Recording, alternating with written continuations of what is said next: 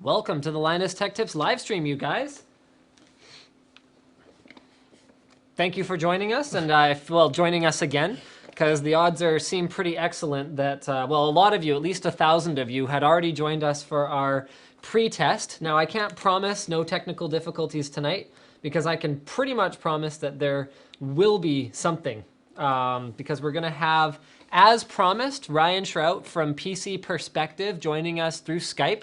We already know that he's not going to be able to join us through video because for some reason, video calls between our streaming machine and him are not working at all.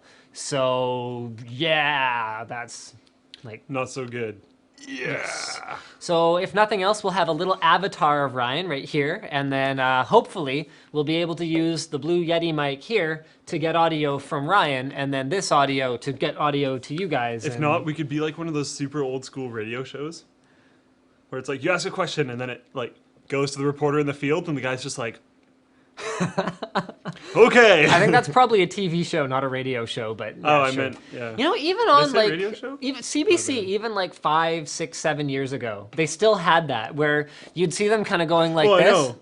They're waiting for the question. Great question, Tom. Yeah. Just let me go ahead and answer that for you. It's like even if you connected through cell, you should be fine. Like, come on. Could that work? If we call him over a cell phone? No, because how are they going to hear his audio? Yeah, no, that's the challenge. No. And I actually have no idea how that's going to work. But we did test a Skype call on our own. Well, no, because we could have no mic plugged in. He could watch the stream. Right. Or you could talk to him on a cell phone. We could have no mic plugged in, and he could answer through Skype.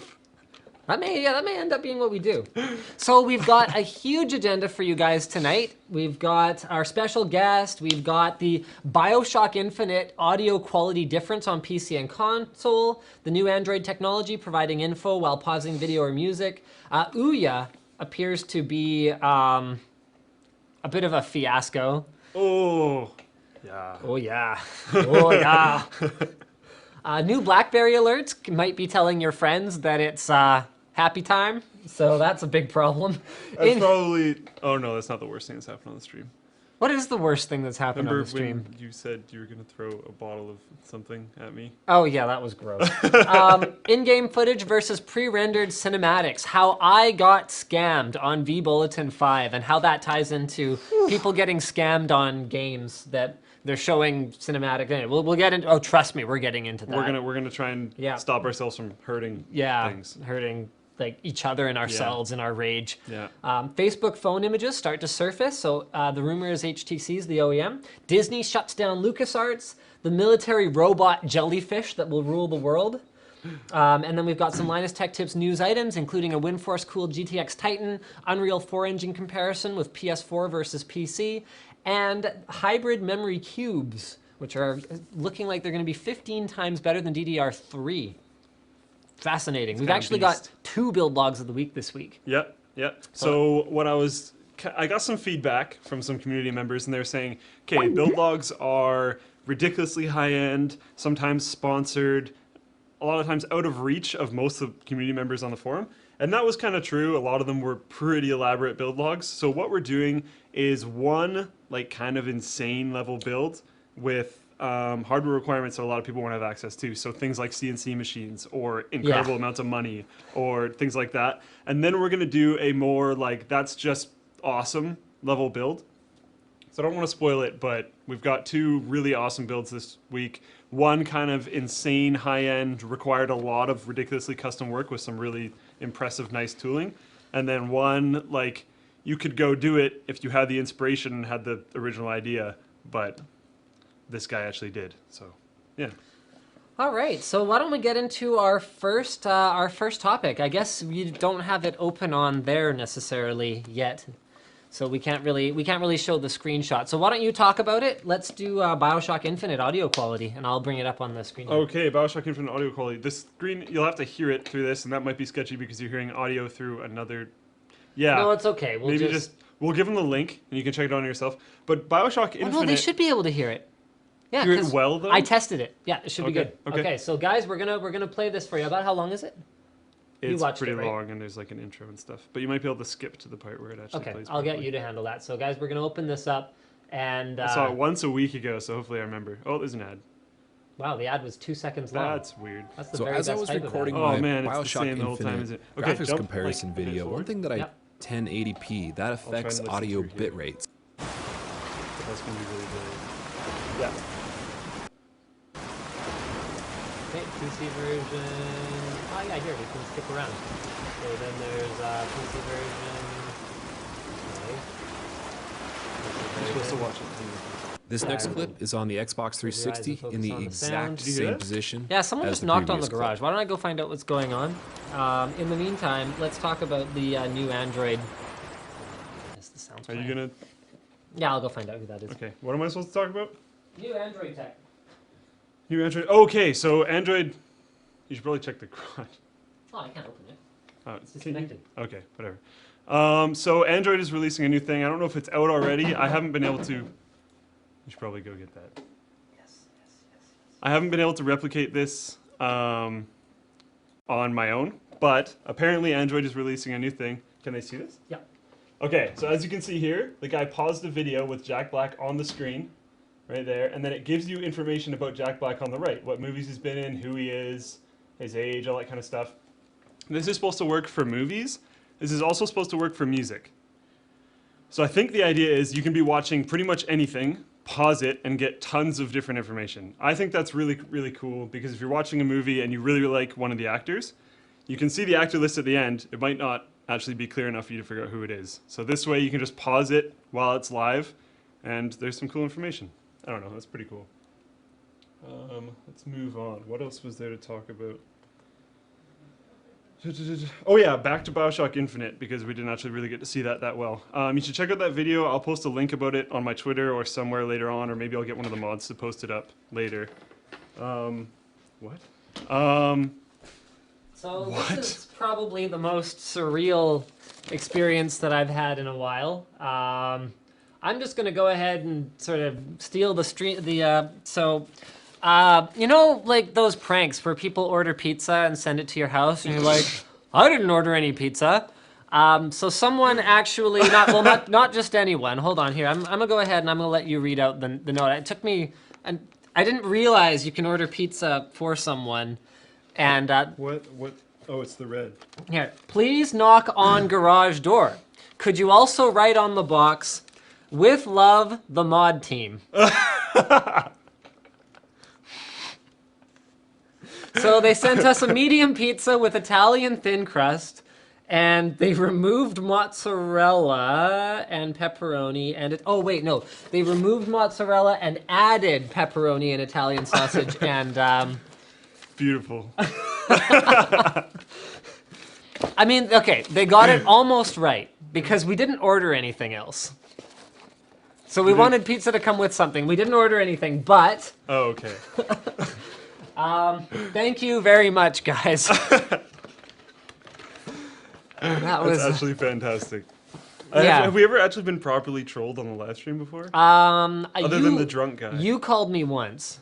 I was helping you though. You were Your trying stream to was help. broken. You're okay. That's probably true. Well, one way or another, I'm gonna let you take over and keep talking about this, and I'm gonna. I finished talking about that actually. I finished talking jumped about back that. to Bioshock. So Well, we should find out if this pizza's any good at least. Here you go. They put like everything on it. Oh Here, my goodness. have a piece. Hopefully you guys will excuse us for eating on the live stream because our forum moderation team has sent us pizza. Ugh. Which apparently made him throw up. Really, you don't like it?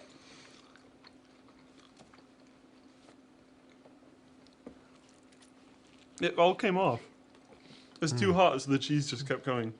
That is a problem.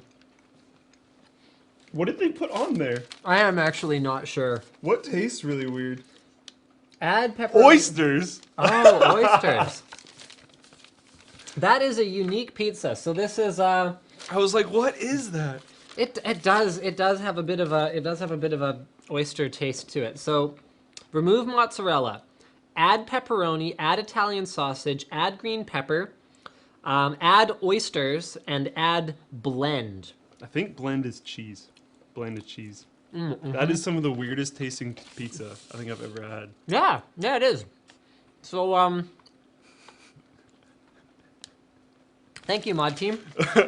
I'm just lost now, so take over on Bioshock Infinite. Where was I? Okay, so in the video, you have to watch it in 1080p because that does actually increase audio bitrate on YouTube. So if you're going to watch the video, with which I'll try and release the link at some point, make sure you actually do watch it in 1080p. That actually does matter. And there's a noticeable audio difference between PC and console, which is kind of weird. Yeah, like I can imagine there being a video quality difference. In fact, I mean, if there wasn't a video quality difference, then they probably broke their computer somehow, but... Yeah. But apparently this is repeatable.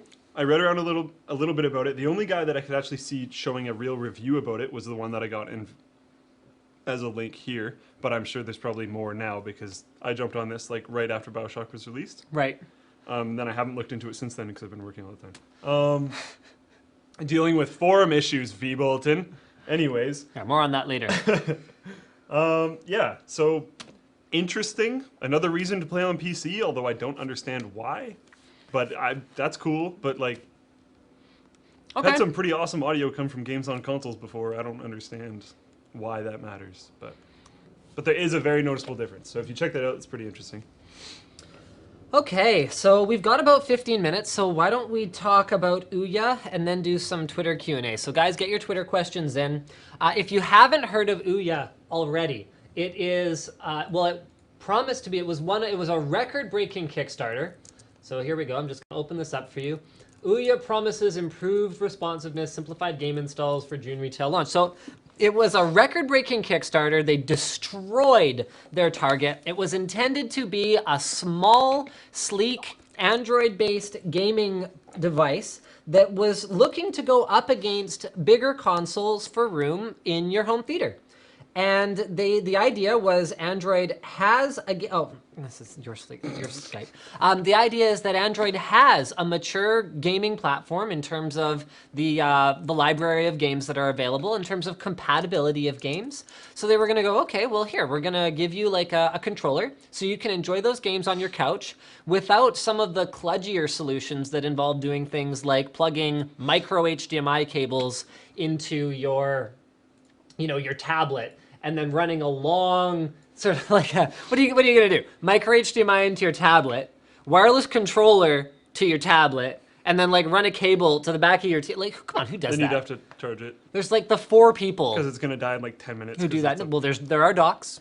Right. Okay. You can get docks, and all 12 people who bought a dock for their tablet are probably really offended that I think that it's so unrealistic right now.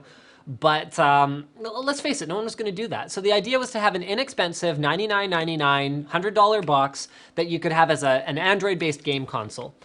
They promised the world they were going to have hardware that was going to be upgraded over time. It was going to be responsive. It was going to be awesome.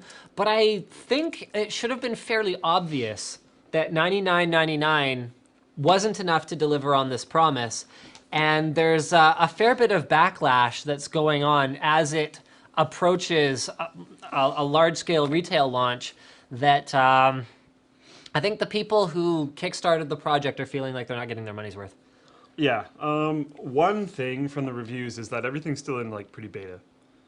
I personally think they maybe should have waited longer, but I think they may have like locked into a launch date when they made their Kickstarter. And the problem with launching, okay, two problems. So the problem with locking in a launch date is that you might launch before you're ready. And the problem with not locking in a launch date is that you might end up in a situation where the hardware that you've spent all this money developing is completely freaking obsolete and totally useless by the time it ever reaches market. Yeah. I mean, who can we really like point at who did that? I don't know. I know there's a few. I just can't think of them off the top of my head. It's happened a number of times where it's a complicated project that involves a lot of software and hardware that has to work together, and then by the time it actually reaches the market, there's something that's cheaper and better and faster. Yeah. So Ouya is going to be running up against a Tegra 4 launch, which is going to mean there are going to be phones that are going to perform better than Ouya. And with standards like wireless HDMI becoming lower latency all the time, I mean, depending on the kind of games you're playing, would I be playing a Twitch first-person shooter? No. Would I be playing a Twitch first-person shooter on an Android device anyway? No. One thing is emulators. Okay, yes. And emulators are a big deal, but on the other hand, even playing natively on the same device without even a wireless controller, I haven't found an emulator that'll allow me to play Super Mario World reasonably well, so... Not really. And, like, it's still a newer TV. You're not Yes. going to go HDMI to an old enough TV where it'll... Yeah, be okay. HDMI to CRT. I mean, that's not even the problem, though. There's enough latency in the emulator itself. No, I know. I mean, Like, maybe Tegra 4 will address it, but even then, you've got the latency of that's- emulation. Tegra 4, not Tegra 3. We're still dealing with Tegra 3. It's an Ouya. Right. So it's just kind of in an awkward spot. And its release time is at an awkward spot that they probably wouldn't have been able to know about. So it's just awkward spot over awkward spot. And then they threw beta stuff out to reviewers, and then that didn't go well because reviewers aren't going to fight with it for that long. No, they're not. You're just going to plug it in, it's not going to work, and they're going to be like, lol. And so many Android games. I mean, part of it is that while it's ready to be a more mainstream gaming platform in terms of the breadth of games available, how many of those games are actually designed to be sat and played with a controller? What percentage-wise?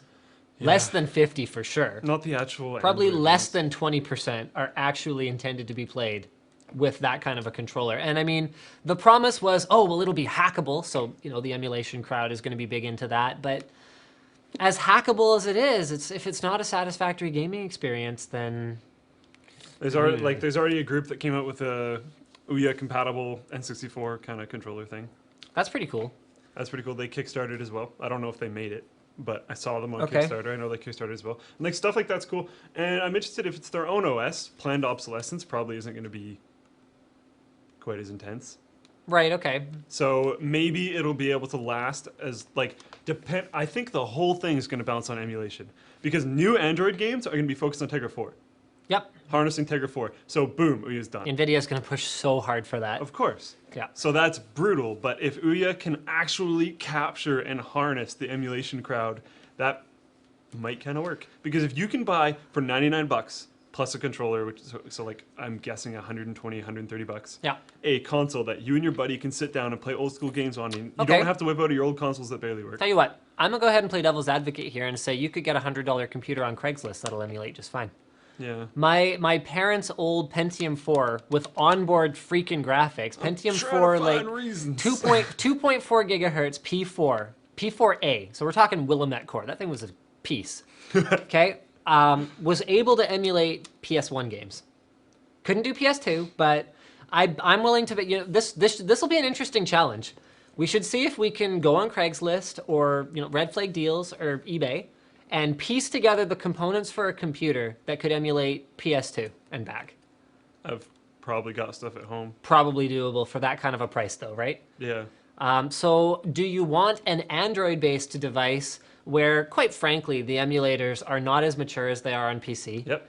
On top of that, I mean, PC has the flexibility of being able to not only run old-school emulated games, but you could run old-school PC games. Get yourself a Couchmaster with the money that you saved Yes. buying a bunch of controllers and accessories, because let's face it, any console coming to market at $99.99, the intention is to make money on accessories. I think after filling it out with controllers, I think it's like 200 bucks. Right. I remember pricing it out because Okay, Couchmaster's not that cheap, but Couchmaster's so cool. if you're in Europe though, it's quite a bit easier to get your hands on. That's true. So Couchmaster, for you guys who don't know, we did an unboxing of it before where it's like a plank with two cushions that sits and holds a keyboard and mouse. That doesn't sound nearly as awesome as it is. No, it's really awesome. And it's like sturdy, and it comes with an extension cord so you can have all your peripherals and your headset, everything like running off there, and it's like actually awesome.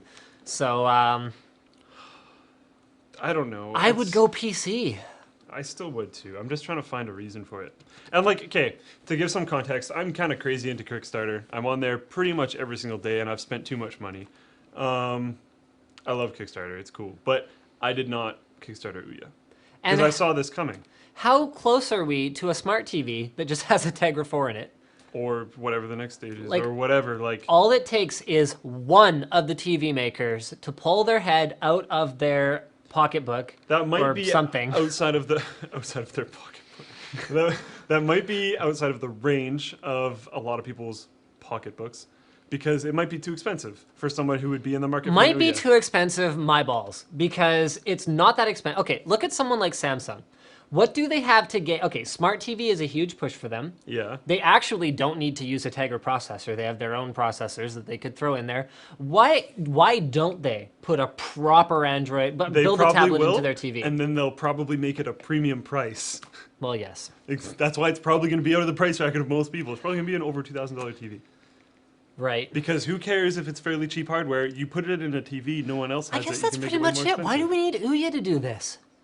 I mean, all it takes is one of those guys that's building cheap Android sticks that you plug in via HDMI and put a GPU in it, and you've got an Ouya. Because there's nothing actually special about it other than that it has a reasonable spec and it's Bluetooth. And so, I mean, they've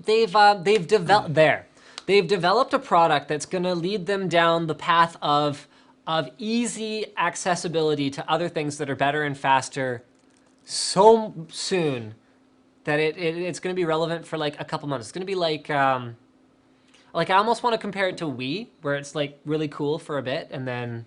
I still liked Wii. Yeah, I know. I actually played Wii more than I played PS3 or You need Xbox friends. 360. To enjoy Wii. I have lots of family members, so I enjoyed Wii with my family.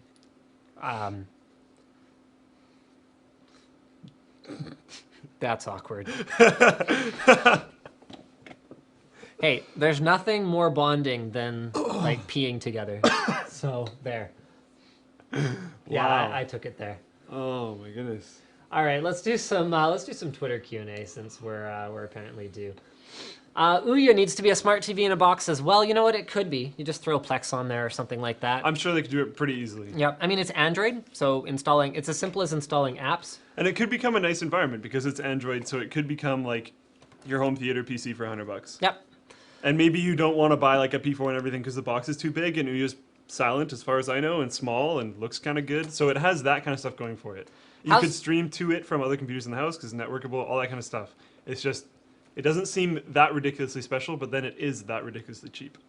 How has the Apple TV been thus far? I actually have only used it once since we filmed the video that we needed it for. That's the only reason I got one. PC per trolled the Couchmaster. Well, we'll give Ryan a hard time for that when he comes on. CPUs in 10 years, what are your thoughts? I'm not an engineer. What do you think will be the next thing to go on the wall? No idea. What do you think of YouTube's April Fool's flop? I actually tweeted about this on the 1st. I thought it was absolutely ridiculous. It was unfunny at the start, and then it got unfunnier and unfunnier throughout the day. I actually don't even know how it ended because I just completely tuned out. Did you hear about shutting it down or whatever? Yeah, and they actually streamed for hours, announcing all of the entries for the best video ever. Like, they took it so far. And I think what YouTube forgot is that April Fool's ends at noon. All the jokes are... Yes, April Fool's Day is only the morning of April 1st. That should be April Fool's morning. Well, whatever. That's like saying hockey night in... Oh, they do call it hockey night. It should be April Fool's morning. Although Hockey Night in Canada often has shows like all day, like during HNIC day. And like pre-show and all that kind of stuff. Yeah, YouTube's thing was absolutely ridiculous. Gmail Blue was awesome. Gmail Blue, what? Did you hear about Gmail Blue? No. They released this video and they're like, we had to figure out how to change everything while changing nothing. And like just, it was like basically super epic. They're slamming Windows Blue? Windows 8? I don't think so, actually. Oh, okay. Because then what they went on to was like, now everything's blue. The italics button, blue. The compose button, Oh boy. blue. The bold button, blue. Your font, blue. It's like, really? And you could enable Gmail Blue and it just made everything blue. You know, people who write in fonts, I'm about to offend a lot of our viewers, I'm sure, but people who write emails in anything other than black, you know what? Stop it. Why? Your MSN font was pink and like Comic Sans. That's an instant messenger. Oh, whatever. What do you mean, whatever? It's It was not an pink and email. Comic Sans. You know what? It's kind of it's one of those things where it's like email is a replacement for mail. Mail is right in there. Would you send someone a letter in crayon? right? You're like passing It's like, notes yes, in class, passing notes in class. but instead of writing with a pen like a normal person, you're like crayon. And it's in Comic Sans, so I can make that voice because you're like. You know what? Comic Sans is very popular. You're like, read my note. It took a page. I wrote 3 words. You know what? Comic Sans doesn't take up that much space. Next time I chat with you, I'm using Wingdings, so there you go. It's like, who didn't, at some point, switch someone else's computer in typing class to Wingdings, only to have them try... Like, if you were like, insert and Wingdings, I guarantee you, you could mess people up, like, pretty good. So we're gonna go ahead and answer our special guest's video call. Do. Do we risk this? Oh, yeah, plug it in. Uh-oh, I think we missed the call. Didn't you Okay, click it? plug it in. It's gonna mess up until you click it though. Okay, give us a moment here, guys. We're gonna get brutal echoing for a while. Okay, call. There we go. And we'll go ahead and make sure that we have the correct audio device. Oh, he apparently didn't pick up. There. Answer.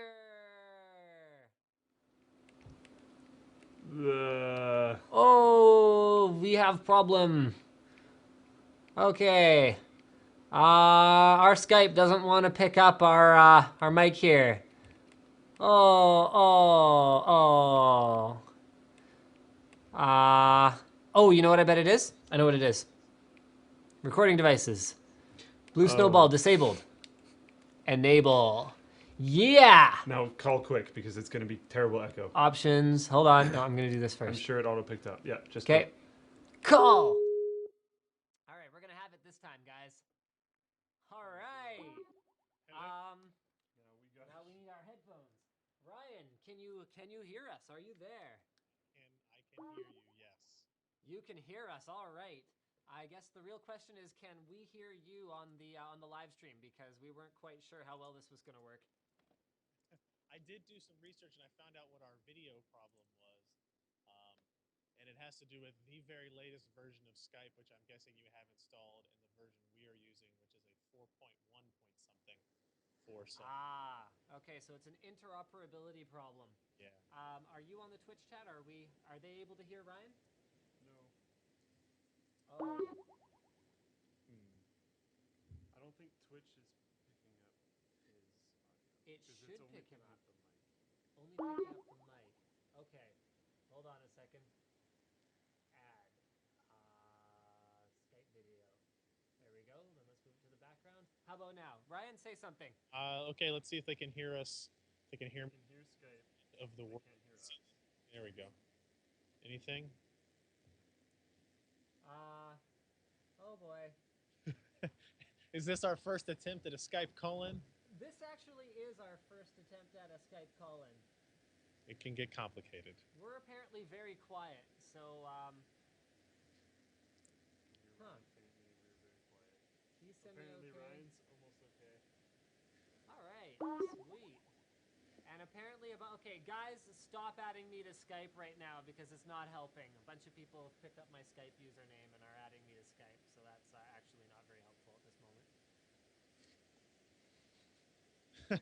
If we turn up our master volume, that may actually help. Hold on.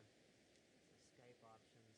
Wow, Skype's giving me multiple things here. That's great. What are you using Okay. to stream? Are you using XSplit or something? Yeah, we are using XSplit.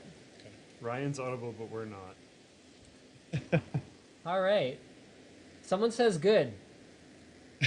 We're good? Yeah, we're getting the go ahead.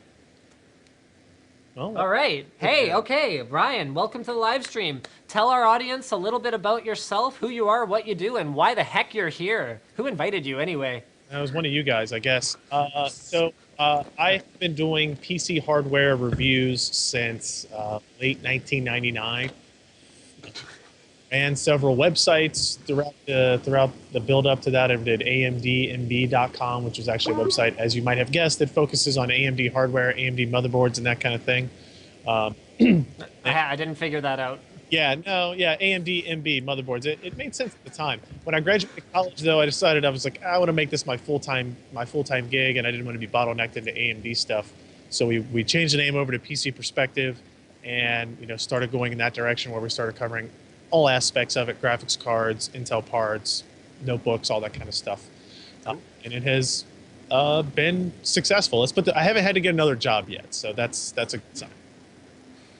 Awesome. So I think that what everyone is most eager to hear about is actually your recent series of articles, which are about what is called frame rating. So I'm going to give you a challenge, because your articles were about 1 light year in total length in compact text. So I want you to, in like 2 minutes, explain to our viewers tonight what frame rating is versus the more traditional frame rate when we're measuring graphics card performance. Okay, so most previous testing was done using an application called Fraps, which measures frame rates and frame times very, very close to where the game engine decides when to render frames. It records it locally on the machine, and it gets data very close to the game engine. Frame rating uses a completely different system that actually captures the output from the graphics card as if it was a monitor. So we're capturing the 60 hertz signal coming out of the DVI connection of your graphics card. There's an overlay that we apply to the game at the same location as Fraps, but that's the only thing that happens on the actual testing system. And then what we do is we capture that data. It's a huge amount of data, like 500 megabytes per second worth of writing of writes, and it requires a very fast storage system to do this, as well as a pretty expensive capture card that can do up to 2560 by 1440 at 60 hertz. So we capture all this data, and then we do post-processing analyzation on those colored overlay bars that we have placed on the video. And when we do that, we can measure frame rates, frame times, in a completely different fashion. If you go to our very first frame rating story, the first full release of data, it's called Frame Rating Dissected at PCPro.com. You'll see, we give you screenshots of what we're doing and what we're attempting to do, and there's one specific diagram that will show you this is where Fraps measures and this is where frame rating measures. And you'll see that frame rating is basically measuring what the gamer sees on their screen. So it takes into account any driver hiccups, any driver advantages, any changes that happen throughout the DX pipeline that Fraps would otherwise completely miss. Frame rating is able to measure the output as the user sees it. And what's important about that is when we look at Fraps data versus frame rating data, there are differences, and there are significant differences in some cases on what those performance results look like. Hey Ryan, I'd like to grab your screenshot of the Heaven benchmark, where you've got blue, green, and red frames in the field of view at the same time, and I'd like you to explain why frame rating is more of a measure of what the gamer will actually see, whereas a frame rate in the traditional sense is a measure of what the gamer is supposed to be seeing. So I'm going to throw that up right now. Okay. So if you're showing the screenshot of Heaven with the colored overlays, so what we are actually still measuring frame rates and frame times, but we are measuring them at the same point that the user actually sees it, right? So what Fraps tends to measure is very close to what the game engine thinks it's outputting, but it may not actually be what is outputting to the screen. There's a huge amount of steps that still occur from the time the game engine lets go of the data. It goes into the graphics, it goes into the driver, it goes through the DirectX pipeline, it goes through the operating system. There's a whole bunch of steps that it has to go through before it's actually outputted to the screen. So what you're seeing in that screenshot is a version of the overlay that actually displayed it across the whole frame. We now just use a left-hand column that applies it. So you can see that the blue color there is one frame coming from the game engine, the green is another frame from the game engine, and the red is another frame. Now on your monitor, what you're used to seeing is sometimes you'll see that that VSync tearing, kind of the horizontal tearing in games, and that is because of the different frames being applied at the same refresh cycle of your monitor. And so basically all we are doing is applying these colored overlays to those frames so that in post-processing with this captured video, we can analyze those colors because we have predetermined what color sequence it should come in, so we know if there's a missing color in the sequence that would result in a dropped frame. And then we can measure the height of that blue or the height of that green or the height of that red color bar, and we can say, okay, this was on the screen for let's say 100 scan lines, 100 pixels tall. So we know exactly what amount of time that frame was actually displayed on the screen, and that helps us get a frame rate and a frame time that we can then bring into all kinds of other data analysis scenarios, I guess. So basically what this is doing then is it is actually quantifying that difference in smoothness that gamers would sometimes perceive, where if they went from one solution to another, they might go, oh, well, my benchmarks look great, but the actual choppiness of the gameplay experience, which can be caused by tearing, as you mentioned before, where the frame rate is higher than the refresh rate of the monitor. So inherently, you're going to be displaying sort of half a frame on the top and half a frame on the bottom, and there's going to be that kind of disjointed chunk in between them. But in this case, it's happening regardless of what performance you have and what your refresh rate happens to be. Yeah, no, that's accurate. And what the frame rating system, this whole capture method of graphics performance is supposed to do is it's supposed to get us closer to being able to put a quantifiable numeric value on the real world performance that you see. The fraps-based testing, which I keep using that term, but it's a very popular piece of software that gamers use to capture their gameplay video, but benchmarkers and reviewers have used for years and years to measure performance of graphics cards. And it would tell you a different story. It would say that everything looks fine, your average frame rate is great, your average frame rate per second looks pretty good. But when you play the game, or if you watch video of the gameplay, you see something doesn't seem right. It seems like the animation isn't as smooth as it should be. And by capturing the data with these overlays and doing analysis after the fact, we can look at it in a completely different light. And what's happened is the biggest offender, the biggest problem that we've found is with some AMD Crossfire combinations where you get these things called runs. It's hard to maybe explain without a diagram or a visual cue, but if you Here, can we get into runs in maybe about 3 more minutes? Because I want to make sure that everyone fully understands that graphic that we showed before. So, guys, Ryan, can you explain, when Fraps was telling you, let's say 60 frames per second, what it meant was that the game engine called for 60 frames to be drawn, but that may not actually be what's displayed. So let's go back to that blue, green, and red image and tell me what kind of a difference could there actually be between what Fraps is reporting and what the gamer's actually seeing, where some of those frames might have been a tiny little slice that they barely even got any benefit from. That's the difference, right? So if say you run a benchmark for 60 seconds, you can get one number out of it. 10 years ago, that's how we ran benchmarks. Over 60 seconds, you would say my average frame rate in Quake 3 was 112 frames per second. Okay, and then years after that, we stretched it out a little bit further. We said, okay, well now show me that average frame rate every second of that 60 seconds, and you would get different kinds. You would get a bar graph of frame rate over time.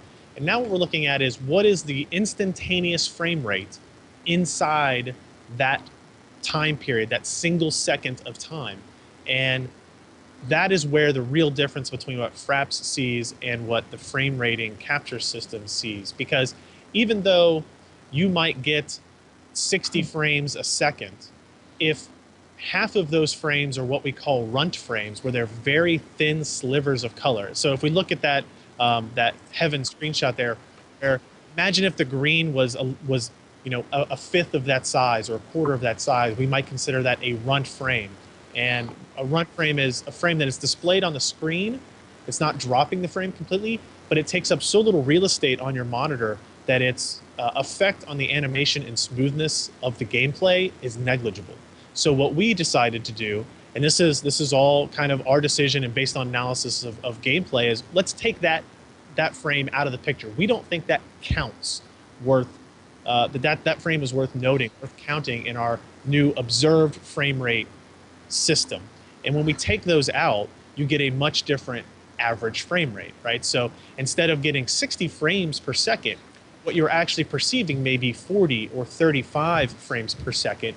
And that is kind of the new performance metric we are trying to kind of push out there and get feedback on and get gamers to really take notice of, because some games and some graphics cards will space out the frames evenly. It'll be a nice smooth animation. You won't have any stutter. In some games, you know, you're running every other frame is a runt frame. So you're actually kind of seeing perceived half frame rate than what Fraps may have been telling you before. And have you seen anything that extreme where the difference might actually be like a 1/2, where you're actually only getting a benefit from half of the frames that your video card worked on? Yeah, it's actually the AMD Crossfire configurations in single monitor situations, 1920 by 1080 we've tested, and 2560 by 1440. Most of the time in a GPU bottleneck situation, so take Battlefield 3, Crysis 3, Sleeping Dogs, Far Cry 3, those types of games, many times Crossfire is showing every other frame as a runt frame. And the difference between what AMD is doing with Crossfire and what NVIDIA is doing with SLI, and it's a very important distinction, is that NVIDIA has been including what they call hardware frame metering technology. It started in the G80 architecture, and it's in the Kepler architecture today as well, of course. And they have an algorithm that attempts to space out the frames in an even pattern based on what the game engine is telling it. Whereas AMD, on the other hand, is simply spitting out frames as quickly as they can render them. And the result is sometimes you'll see a 50%, essentially 50% drop in perceived or observed frame rate when using Crossfire. If you look through the frame rating dissected article and you take a look at if you look at Battlefield 3 results, it compares a 7970 and a GTX 680 in single and multi-GPU configurations. In single GPU, both cards look great. They're evenly distributed frame rates and in frame times, and it's a smooth animation, and the Fraps frame rate is the same as the observed frame rate. When we look at multi-GPU, Crossfire versus SLI, you'll see in Battlefield 3 that Crossfire has almost every other frame as a runt. SLI has no runts. Other games like Skyrim that are mostly CPU limited on these high-end graphics cards don't exhibit this problem with Crossfire, though. So it's game dependent, which is making it difficult to kind of nail down 100%. Now, is this something that gamers have been potentially interpreting as that stigma of multi-GPU configurations called micro-stuttering? Yes, and I believe that. I also believe we've always seen reports that I added an extra graphics card to my system and nothing feels faster, right? And Fraps may be reporting that it's faster. The in-game benchmark, like if you run Dirt 3 and it has an in-game benchmark, or Tomb Raider, it has an in-game benchmark, it's going to show that it's running 80% faster, but it doesn't feel faster. And what it may actually be doing is it may be throwing so much more graphics horsepower at the system that you are now CPU bound, which may help smooth it out anyway. Correct. Yeah, exactly. So it's like one bug fixing another bug.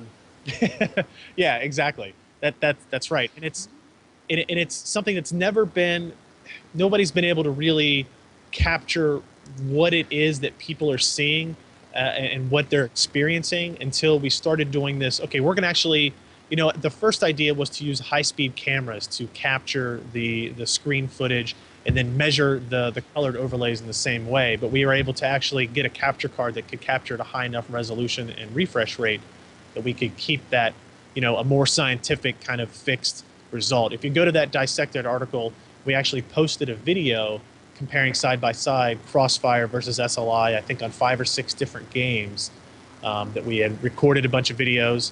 Because, I mean, for this process, we're recording 500 megs a second. We have a 1 terabyte Thunderbolt RAID 0 array of SSDs, and I bet when we're testing all day, we fill it up 3 times before we have to dump it off someplace else. Awesome. There's tons of data being generated with this. So tell me something. What do you see as the future of video card benchmarking? So say, for example, someone like me who might not have $2,000 to drop on the capture card and certainly doesn't have access to the custom software tools that you're using. If you want this to be a standard, how are you going to achieve that? That it will be difficult. I think over time the capability of this capture card that we have will become a lot cheaper. But I think there's always going to be two mindsets in terms of performance measuring. There's still going to be people that do the fraps testing. There's still going to be people that use the in-game benchmarks that help, everyday consumers that just want to see how their cards and their games compare to other people's cards and games. But that number may not be right at all. Correct. It might just be random. And that depends, and that's where, people who kind of do this professionally, where I was willing to invest the money and the time and the resources in this to kind of say, okay, you know what, in this game, the benchmarks match perfectly. So feel free to use those metrics. In this game, it doesn't match up at all. And it's something that AMD is hoping to fix, right? They know about this problem now. They've known about it for a month or so. And in my communications with them, they think they will be able to fix it probably in the summer of this year. So we may, move away from this particular problem and then go on to find other problems, because I think the future of graphics testing is more about stuff like this. What the gamer sees versus what a software tool can tell you. And it's getting more complicated, and that's because when we get into an era where almost all computing devices, processors or graphics cards are, quote, good enough, right? If you're running a 1080p screen, do you need a GTX 680? Do you need a GTX 690? Maybe not, but maybe so once we start to get into these other kind of performance metrics, right? So the average frame rate looked great comparing a $200 card and a $350 card, but maybe the smoothness of the $200 card and the $350 card are very different. Right, I see. Okay. So the biggest thing for me is the runs, because it actually, not only does it give you a higher number when it's not really looking better, but it legitimately makes it look worse. You know what I would like to do is I'd like to go to Twitter and I'd like to pick out a couple top questions for Ryan and have him address those. Sure. I'm just looking right now. Okay. Wow, it looks like nobody has sent in any questions.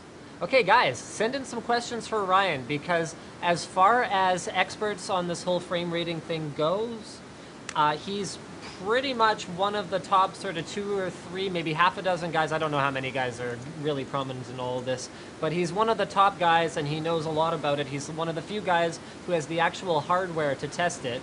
So guys, we've got him on for another at least 8 minutes here, so hit me. While we wait for a question to come in, I know we just finished putting out today all of our results from basically the entire lineup of the 7000 series Radeon cards and the X600 series cards from NVIDIA. And now we're going to move on to some feedback we've gotten, right? So there's some third-party applications that can enable frame rate limiting on Radeon Crossfire configurations, and what kind of effect does that have? How dramatic of effect does enabling or disabling different versions of vertical sync and VSync affect things? A lot of people are saying settings within the AMD driver can help improve things. Okay, so the first question from Mission Code 45 is this just going to be a driver fix and then the whole thing goes away? I think that it will be a driver fix, but I still think there will be differences, because NVIDIA used to do their frame metering in software in a driver. As of the Kepler architecture, they moved it onto hardware, which enables it to be faster, it can be more efficient, and it can change dynamically as the game changes, as the game engine rate changes, much more quickly than if it has to go through the operating system parts. And I also think that if it's done in software, there's more likelihood that we will have to keep a vigilant eye on AMD's team for not, hacking away. They could easily change a driver and our graphs look better, but not improve the gameplay experience. So we're already looking at new ways to adjust and check for those types of cheating. Like the biggest thing we're trying to do now is input latency testing, because that is where I think if you hack your way around this runt issue, what they can officially introduce latency into the frames, which will make our graphs look prettier, but will actually introduce more latency into your mouse keyboard movements on the screen, which will adversely affect gameplay more. So that's So next. for for our viewers who don't know what input latency is, it's a combination between the signal delays that all occur. So the delay between when you move your mouse and when your computer receives that signal, between when your computer receives that signal and it processes it and sends it to your monitor, when your monitor receives the signal, changes over the pixels, and then when it waits for the next actual refresh rate to finally display something to your eyes. And I missed a bunch of steps because I'm doing this off the cuff, but that's basically what it means. And there's a delay in the actual graphics card itself. So what Ryan's saying is that AMD could just kind of go, they could queue up frames and then they could display them to you later, but that could be adding as much as another, I mean, even if they queued up 2 frames, that would add another 33 milliseconds of latency, which is very detectable to the unaided eye. Yeah, no, it can be, and so we're trying to work on another version of an overlay that might be able to help us detect these types of things, but it's even more complicated because now we have to somehow match what the user is actually inputting on a mouse keyboard versus what's happening on the screen. Now, Anantech's article was more from AMD's perspective, and yours was more from NVIDIA's perspective, and they seem to be taking the angle, at least in their presentation, that AMD is acknowledging this and they're committed to fixing it, and that's all seems like it's very positive for the gamer. But you seem to be preemptively gearing up for another arms race, the likes of which we haven't seen since probably the 3D Mark 2001 era, when there were driver optimizations all over the place, trying to fake performance. Do you see that happening? I do think that it could happen, right? So if the backlash from these roots and these kind of issues, Crossfire and Eyefinity, that we're seeing get to be very bad, you know, a VP at AMD can tell the driver team, I don't care what you got to do, fix this in 2 weeks. And that's when you get into that issue of, you know, hacks and cheats and that kind of stuff. Because the people I talk to, the engineers I talk to at AMD, they don't want to do that. They see the problems. They want to fix it long term now that they see the results. Nobody was testing for this before. Like AMD just kind of assumed that their way was working just fine, and it wasn't until we started to get some of these results and say, hey guys, look at this. This is going to be a big problem. You need to start looking at this. And I don't think it will turn into that because But luck favors the prepared. Yeah. All right, gotcha. So, sorry, go ahead. I was just gonna say I don't think it'll turn into that because we have the capability now to watch for that, and okay. We have a whole. I have spent a lot of money on this system. We're going to use it. So, all right, fair enough. Now, given that NVIDIA has fixed the problem in hardware and AMD's in software right now and becoming aware of it now, how long do you think it'll be before AMD can release a GPU that actually builds this into hardware? I mean, I know how long a hardware development cycle is, but I think a lot of our viewers probably don't understand that because they see the kind of secrecy and cloak and dagger that goes into a GPU launch, and it seems like kind of NVIDIA's worried that if AMD finds out about something 2 weeks earlier, they might somehow be able to engineer a new GPU to combat it at launch. So how long is it going to be before AMD can address this to the same level that NVIDIA has already?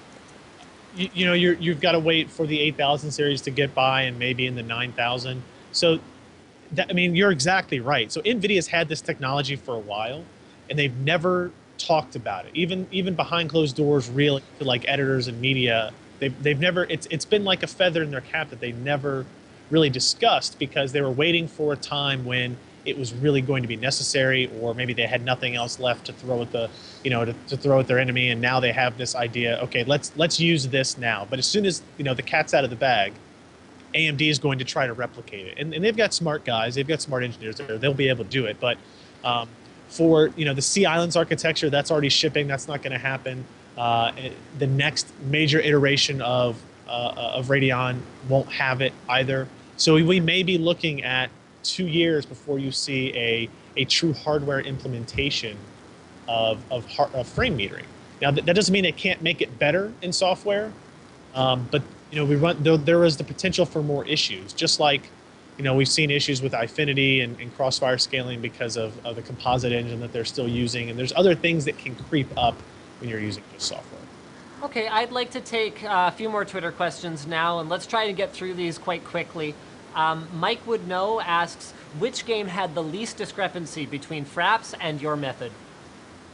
Probably that would be Skyrim. It's the most CPU-bound game, and so there was very little difference between what Fraps saw and what our capture method saw. However, that might change and be turned completely on its ear if you were to add a bunch of visually quality-enhancing mods to it. Yeah, that's true. That's true. If you're one of those guys that does all the mods to Skyrim, yes, that could shift. So bear that in mind, guys. Here we go. Do you think when GPUs are powerful... Oh. No, hold on. That's not a very good question. Sorry. Brobrat137 asks, with people aware of this new testing method, Fraps benchmarking results will now be subject to a lot of fanboy infighting. How do you plan to educate and combat this so that people fully understand why this new method needs to be developed?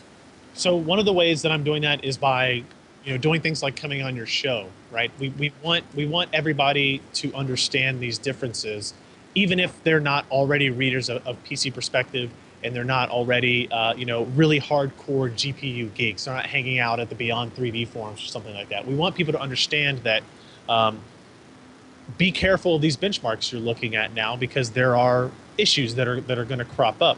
And I think it takes, it's going to take, I plan on writing a lot more about this throughout the spring and the summer, right? We're going to do a lot more research on it, a lot more publication of numbers. We've had lots of requests for specific, try this, try that type options. And then, we hope to be able to bring it to, your readers and your viewers in any way we can, and anybody else's readers or viewers, to kind of explain it as we go, because I know it's very complicated and I know it's very different than what's happened before. And I totally understand, the confusion behind it. That first article, that frame rating dissected article, was 17,000 words, and a lot of people want to sit there and read that much about GPUs one sitting. Well, I'm going to confess, I made my way through your article in probably about, I read it a couple times so that I could make sure that I fully understand it, because I didn't want to have you on and then just totally not understand anything that you wrote about, because that would be really embarrassing. But I'm going to be honest and tell you that even for me, and I've been following this stuff for quite a long time, it was difficult to fully wrap my head around it. So, I mean, I think it's great that you're coming on to our show and that you're explaining this, and I think stuff like this is going to go a long way towards helping people understand, so I think it's great. I'm going to kick off with another Twitter question here. I don't know how much longer you have. Guys, I hope you really appreciate Ryan joining us, because he's on the East Coast, so he's actually 3 hours ahead of us, meaning it's 1 in the morning right now, and I'm sure he's tired, but this is absolutely fantastic.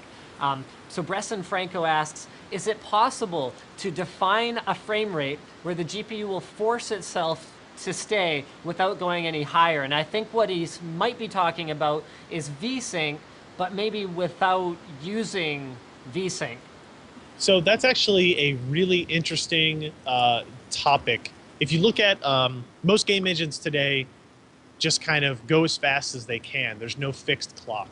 And it is the fact that there's no fixed time counter in a game engine that is essentially causing these problems in the long run. It's why if you look at a console games don't typically have this problem, because developers know exactly what hardware it's going to go on, so they can create regardless of whether the GPU wanted it to or not. And if you ever played Rage and you saw a lot of the issues that came up with texture tearing, texture like draw in, where people were complained about how if you spun around really quick, the image behind you wasn't as sharp as it was, or as it should be, and it came in over the course of a half a second or so. And that was because the game engine sent a new frame every 60th of a second, even if the rest of the pipeline wasn't ready. And because of that, you didn't have any input latency issues, you didn't have any of these potential stutter issues, but what you ran into were these quality. Oh, hold on, Ryan. We might have dropped. Just a sec. Okay. That's weird. I see an ad on the stream now.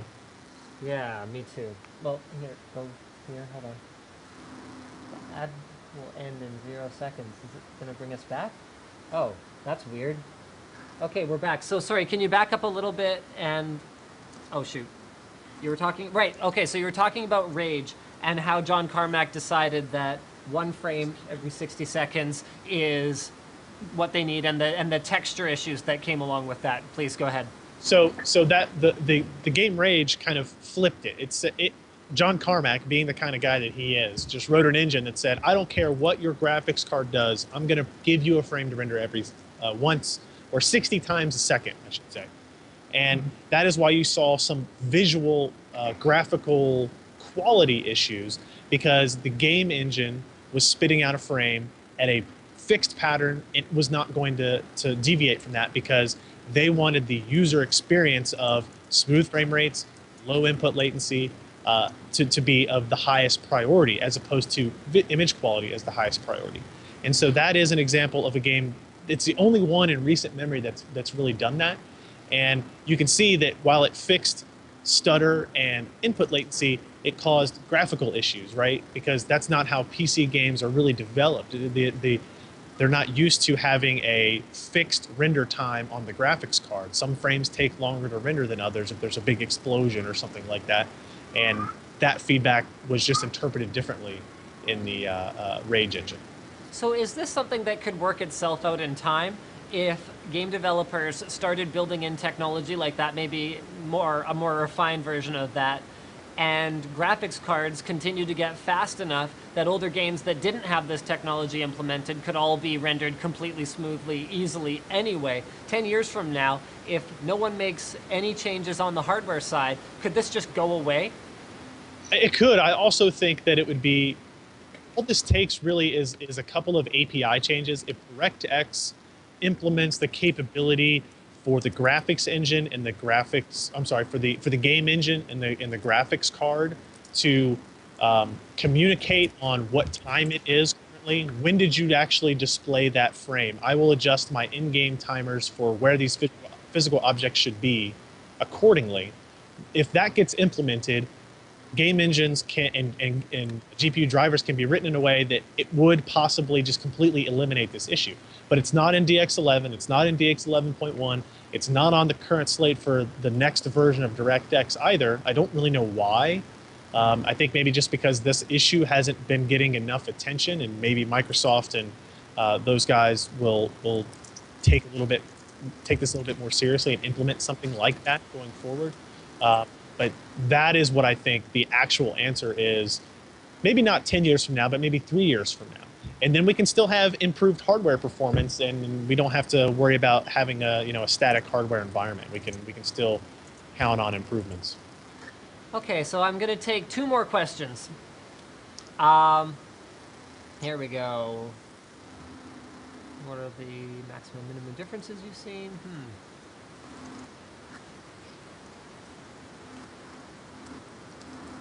Here's a question from Tyler Swire.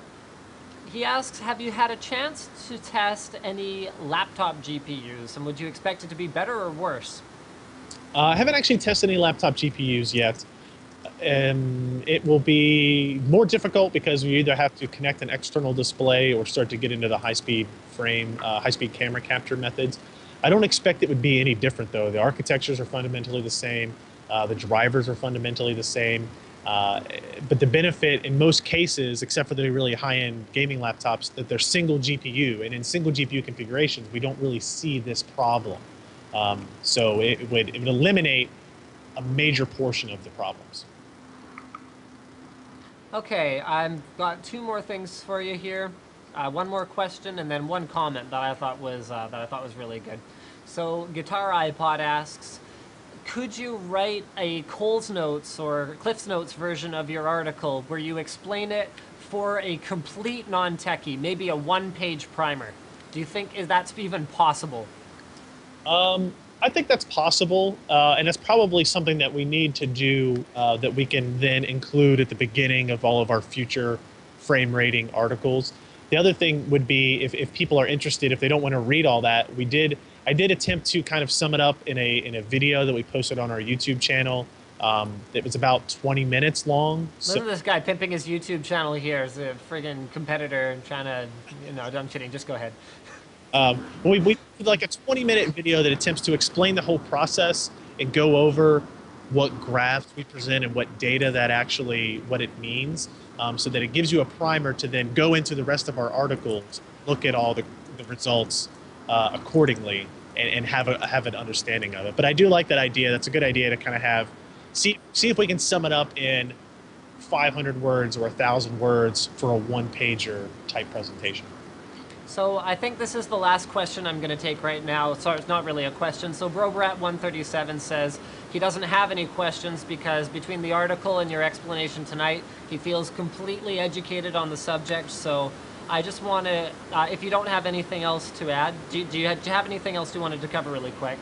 No, I think that's, I feel like I've tried to explain what it is, and we go on in the weeks ahead if we want to meet up again and talk. I'm more than happy to. I can't do every Friday night at midnight. It starts to get a little angry. I do enjoy coming on and discussing it. It's something that I have been working on for like 18 months. We were really excited to finally release all of this data that we had been gathering for so long. So it's a topic I take a lot of interest in. Okay, well, thank you very much for joining us tonight, Ryan. Guys, if you are not already aware, it's at PCPer on Twitter, and it's youtube.com/PCPer. Is that correct, Ryan? Yep, that's the one. Okay, and then it's also PCPer.com. It's really hard to remember. PCPER. Yep, very cool. I appreciate you having me on, and hopefully we'll bring you back on our podcast sometime soon as well. All right, cool. Thanks for joining us, and to all the viewers, I'm sorry for the technical difficulties. Next time, we'll spend some more time practicing Skype calls before we get this show on the road. I'll have you. All right, take care. Good night, Ryan. All right, so we can finally take these headphones off. I hope you guys did find that to be educational in spite of the... Oh, yeah, there, that's done. I hope you guys found that to be educational in spite of some of the glitches that we did endure. I don't know what was up with that ad. Like, are we... Yeah, no, the ad wasn't only it, though.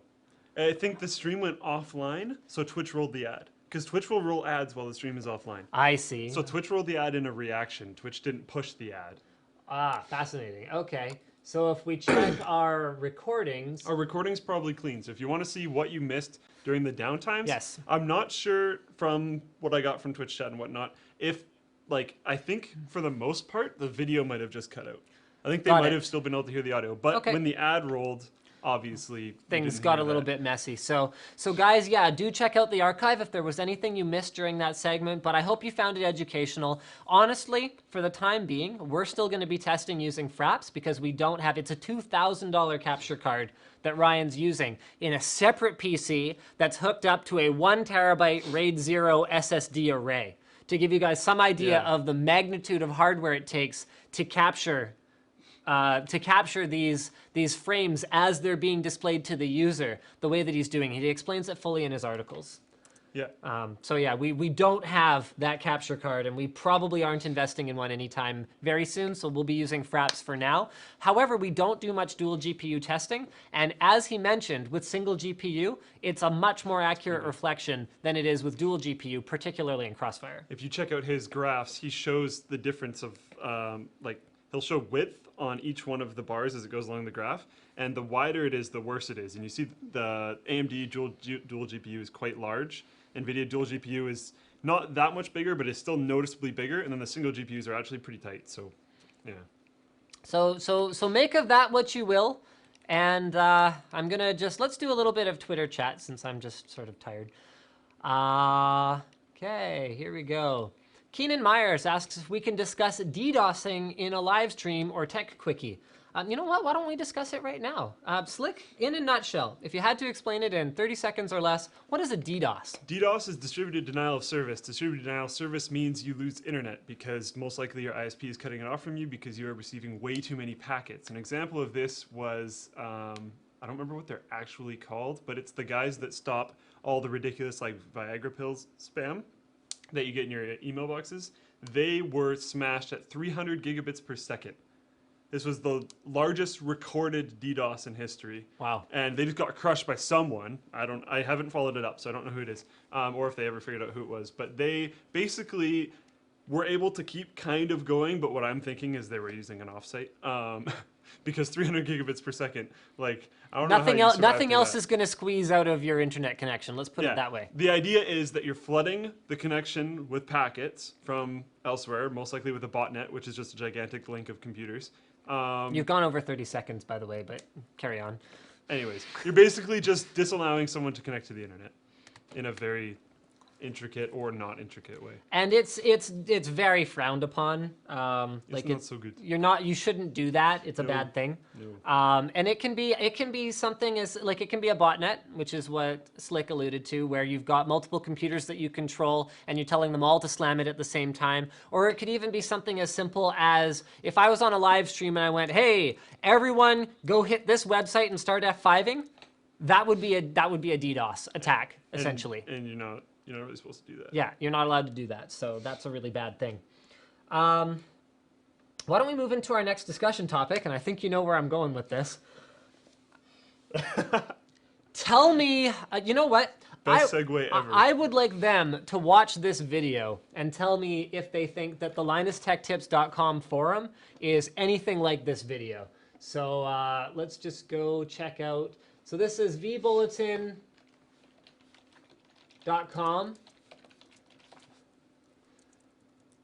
All right, so view the video.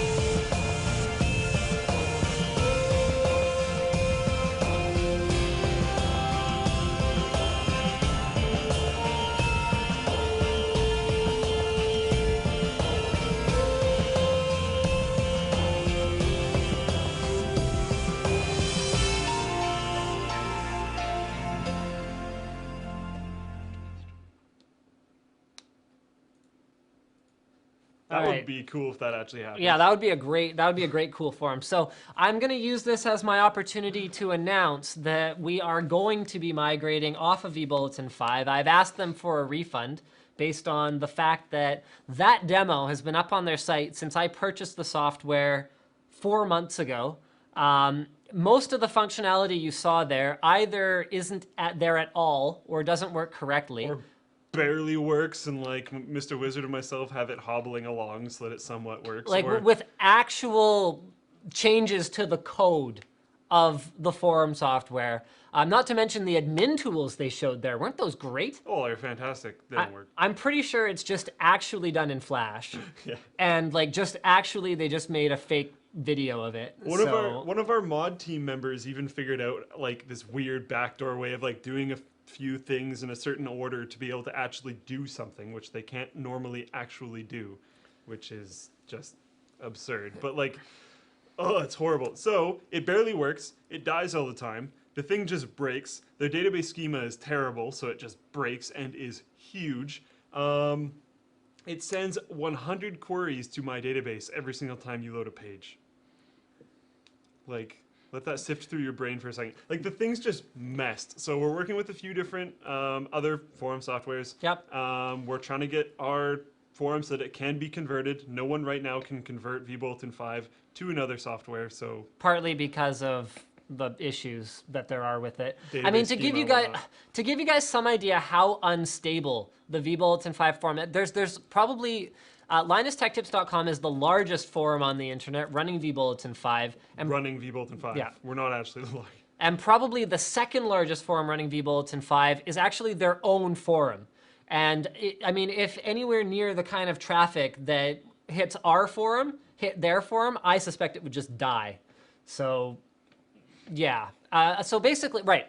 So I asked for a refund on the basis that, A, it didn't deliver what I asked for or what they promised. When we were in beta, it was one thing. Yeah. Slick was working directly with their devs, daily communication, pretty much, correct? Pretty much. Submitting bug reports. I submit so many bug reports, I can't even remember. Hundreds. Slick had access to the change logs so Yeah. that he could actually see what was being worked on, see what was fixed. And like, the best part was like, okay, like frequent forum members will know this. If you go to a thread, it'll show like one page. You click next, it's like 17 pages because their page thing just doesn't work properly. There's tons of other problems with their page thing. It's incredible. And like that got moved from like log to log to log with them saying, oh yeah, this is fixed and working in the dev environment. And then the patch comes out and it's like, oh weird, I don't see this in the patch notes. And then you see the work log for the next one and that's back in there. It's like, oh, it's not working. And then right before that patch gets released, this is working in the dev environment. Right when that patch actually hits your computer, you check the changelog again, it's not there. You check the work log for the next patch, not working. Every single time, the page thing still doesn't work and we're in gold release. This isn't gold release, this is like alpha. This is, yeah, it's not gold release. So in beta, we were putting up with it because we were like, okay, well, you know, we understand that when we paid for the software, it was a Vbulletin 4 and Vbulletin 5 license. We decided to go for gold with Vbulletin 5 and see if we could get it going based on that it was supposed to do all the things that we saw in the demo video, which it didn't. And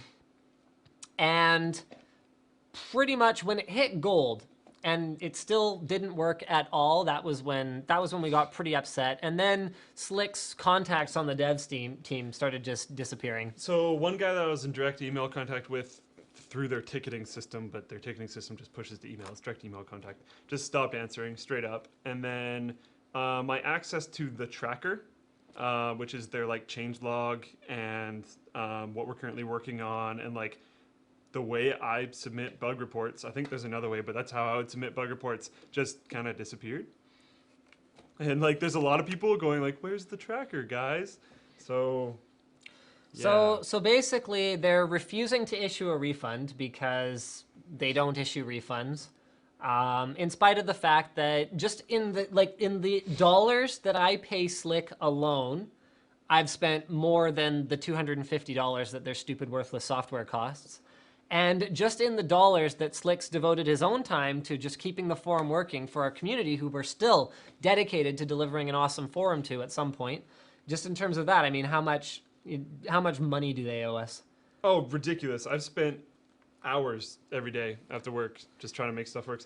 And I mean, in the amount of dev work that we've actually contributed to making Vbulletin 5 work. And beta testing. We've submitted so many bug reports. The $250 should be actually not that big of a deal, and it's pretty upsetting. I mean, I didn't really want to talk about this, but I've had a few emails back and forth with their support team where I emailed in saying, look, I really think this is ridiculous. Here are all the reasons why. We are abandoning ship because, quite frankly, you guys released a gold release that is totally unacceptable and doesn't work. Basic things like being able to navigate to a different page in a forum thread need to just work. Do you want to hear something funny? Sure. My mod team just told me this. Apparently it's a new thing that they figured out very recently. I didn't know this. Mods can make themselves, through the mod control panel, admins. Oh, yeah. Which is just like, what? That's a completely forum-breaking bug. Like, And there's luckily so all my mods many. are good guys. But, like, that's brutal. For instance, some people were wondering, like, why don't we just burn and run? I do not want to do that. I want to try and convert the forum as hard as we possibly can because we have 15,000 users and it doesn't really feel like it, but we have 112,000 posts on the forum. So that's an average of about 1,000 posts a day since we launched. It's an extremely active forum. Our forum members are doing such an awesome job helping each other, supporting each other. I mean, the goal was to make it a truly friendly place to ask a question and get an answer without, you know, that snobby attitude. That's still what I envision for this forum, and people have just been so awesome that it would be devastating to everyone involved to have that wiped out and to have to start over, and I don't want to ask you guys to do that. So. And the mini communities that have built out of little forums, like the folding forum, Yep. build logs, operating systems, like everyone basically, the mini communities that have been created, to lose some of those posts would just be brutal. And like Yep. losing people's entire user accounts, everyone losing their post counts. Post counts matter. Their PMs. Even though the Vbulletin is not accurate at all when it calculates post counts, they still matter because they're still somewhere around generally where your post count probably is, plus or minus like 600, but whatever. I'm done raging at Vbulletin's database. Probably not, but still. So let's take this into our discussion about why you shouldn't buy a game based on pre-rendered cinematics. Okay. So you know what? I've ranted about this before. How many times have I said it totally doesn't matter because it's a pre-game, it's a pre-rendered cinematic. It's funny because you're. Yeah, I know. This is going to be a burn on me. I know. You've said that a lot. Pretty much every single time I look at like anything to do with a game that's not released yet, he's like, "Oh, is that in-game cinematics?" And I'm like, "No." He's like, "Then it sucks." He'll talk about an event. He'll be like, "Yeah, I'm going to PAX," and I'll be like, "So?" They're going to show you a bunch of stuff that actually probably has nothing to do with the actual release game. Hold on. PAX has a lot of playable stuff. Okay, playable stuff, but that doesn't be. I mean, okay. Hey, key example: Vbulletin 5. It wasn't playable. Okay, it all looked pretty playable. Right. 'Cause Anyway, video. the point is, this is for the. You know what? I don't think I got sucked in with Bioshock 2 by cinematics. You got sucked in because Bioshock 1 was so good. But I hadn't played Bioshock 1 yet, but I'd heard it was great. So I bought Bioshock 2 because Bioshock 1 was supposedly great. Anyway, so this is the first time in my life that I have been hardcore sucked in by pre-rendered cinematics. Vbulletin 5, gold star for you, you got me. Because pre-rendered cinematics are stupid, and that video we showed you guys earlier was basically, it should have said, asterisk, not in-game footage in the bottom right corner, because it wasn't. It's basically like as if I bought the new Final Fantasy game because it had a great trailer. No offense to Square Enix, but you guys have become a trailer company. And I mean like trailer, like that you park at a park. No, because they still ball so hard because they get so much money from people who keep buying them. I haven't played the recent one, so I cannot comment on this because I have not played the new Final Fantasy. I actually haven't bought a Final Fantasy game since 6. What? How can you comment then? I borrowed 7. Okay. I borrowed okay. 9. Okay. I borrowed 10. But I mean, quite frankly, okay, I should have paid money for 9 because 9 was awesome. I played. I don't remember the name. 8, it sucks. No, not that. Final Fantasy 8. I played a fairly new one. I think it might have been 11. I never don't played remember 11. the number, but I played it on a console, and there was the like autoplay button. Did you and ever play that crushed Tactics? my soul. Yes. Final I liked Fantasy Tactics. Final Fantasy Tactics is the opposite of the autoplay button. It actually makes turn-based combat good. just ridiculously Wait, fun and challenging. Before we continue, I need to pause. Are we gonna hit Vbulletin 5 with how much we hate them again? No, I'm gonna hit one of my mods with like, "Thank you, dude." For the pizza? No. The oyster pizza? That was really kind of rank tasting, was actually, weird. if we're gonna be completely honest. Knowing Panago, those might be old oysters. Oh, Yeah. maybe that's the issue. That might be part of the problem, or all the problem. It is Panago. It's Panago. Yeah. Either way, we do really appreciate the thought, and it was hilarious. That was legitimately. For those of really you who funny. weren't on the live stream yet, our mod team sent us pizza because we had a discussion about how when you order things online, it should like come with a pizza. Yeah. Anyway, carry on. Okay, so Windspeed36 on the forums has stepped up and is going to help us host our forum when we get our new software running up. So whoever we end up going with, whoever we convert our forum to, Windspeed is going to host the new forum because right now we have it running on a dusty rack in a corner of the NCIX warehouse.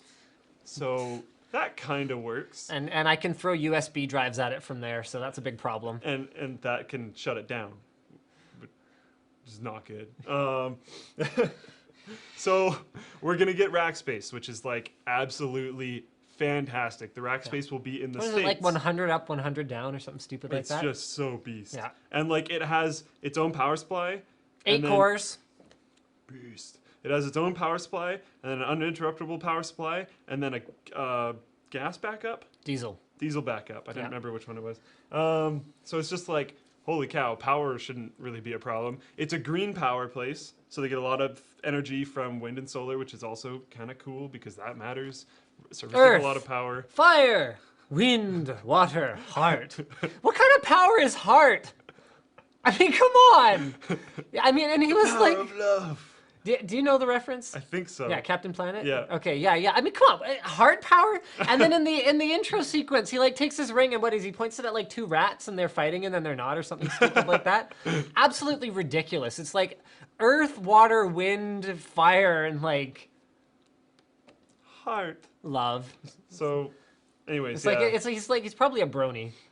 If that was even a thing at the time. Predates bronies. He was the original brony. brony.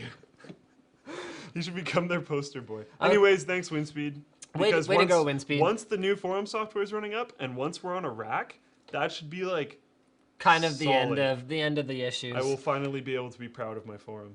Yeah. Not that I'm not proud of my forum. I'll finally be able to look at my forum and have it be online Sorry, who's forum now? for the entirety.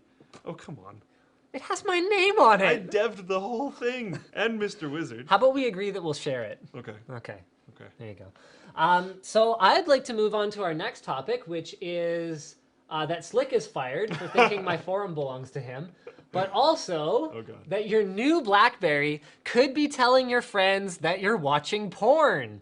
So this was an article on geektown.ca where they showed how the so it was posted by a user at crackberry.com. And a screen grab on the site shows that on the site shows that someone's status was updated with what they were watching or listening to using their BlackBerry. So there were status updates like listening to tube8.com or is listening to Pornhub.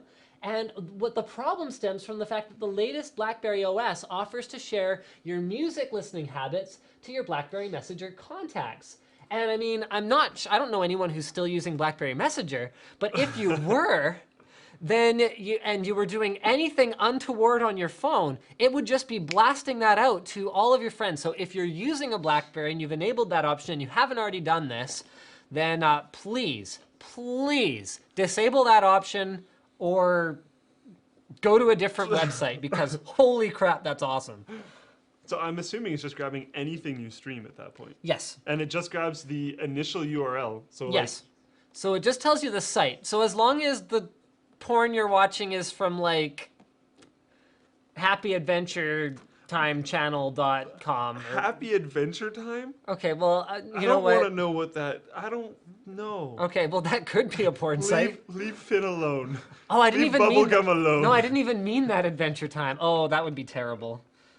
That's horrible. There needs to be no DeviantArt No. anything. No. There probably is. I don't want to know. That's the saddest thing. It's don't- like their limbs don't aren't even anatomically correct. They can stay away. I will stay here, and I will be fine. Mrs. Bubblegum can stay fine. Finn can stay fine. It's not Mrs. Bubblegum, it's Princess Bubblegum. Princess Bubblegum. Get her sort of Whatevs. right. Oh, come on. I've been signed into your account from another tab. I guess I don't even have to. Facebook phone images have started to surface. So this is pretty cool, guys. We're gonna go back to the live stream. You know what? I'm just gonna do this. I'm gonna grab a screen region here and I'm gonna go like that. There we go. Bam. So the Facebook phone, which was rumored for a long time, I'm just gonna sit up here. Yes. You're almost like Wilson from Home Improvement. Success. Yeah, I know. You'll never see my mouth while I talk. Oh, I'm spinning. I can't stop spinning. So this was rumored for a long time where there was going to be a Facebook phone, and it looks like it has materialized in a hardware form. It's going to be available in red, silver, and light blue, and this is where I think Apple may actually have some ground to stand on because that thing looks like a freaking iPhone. Yeah. It also has the two soft buttons on the side. Oh, is that a hard button in the middle? Yeah, I don't know, but it looks an awful lot like it. Look at the lock button. It also looks an awful lot like an Android phone, though. Yeah, but okay, come on. It's a smartphone. It looks Okay. an awful lot like all the other smartphones.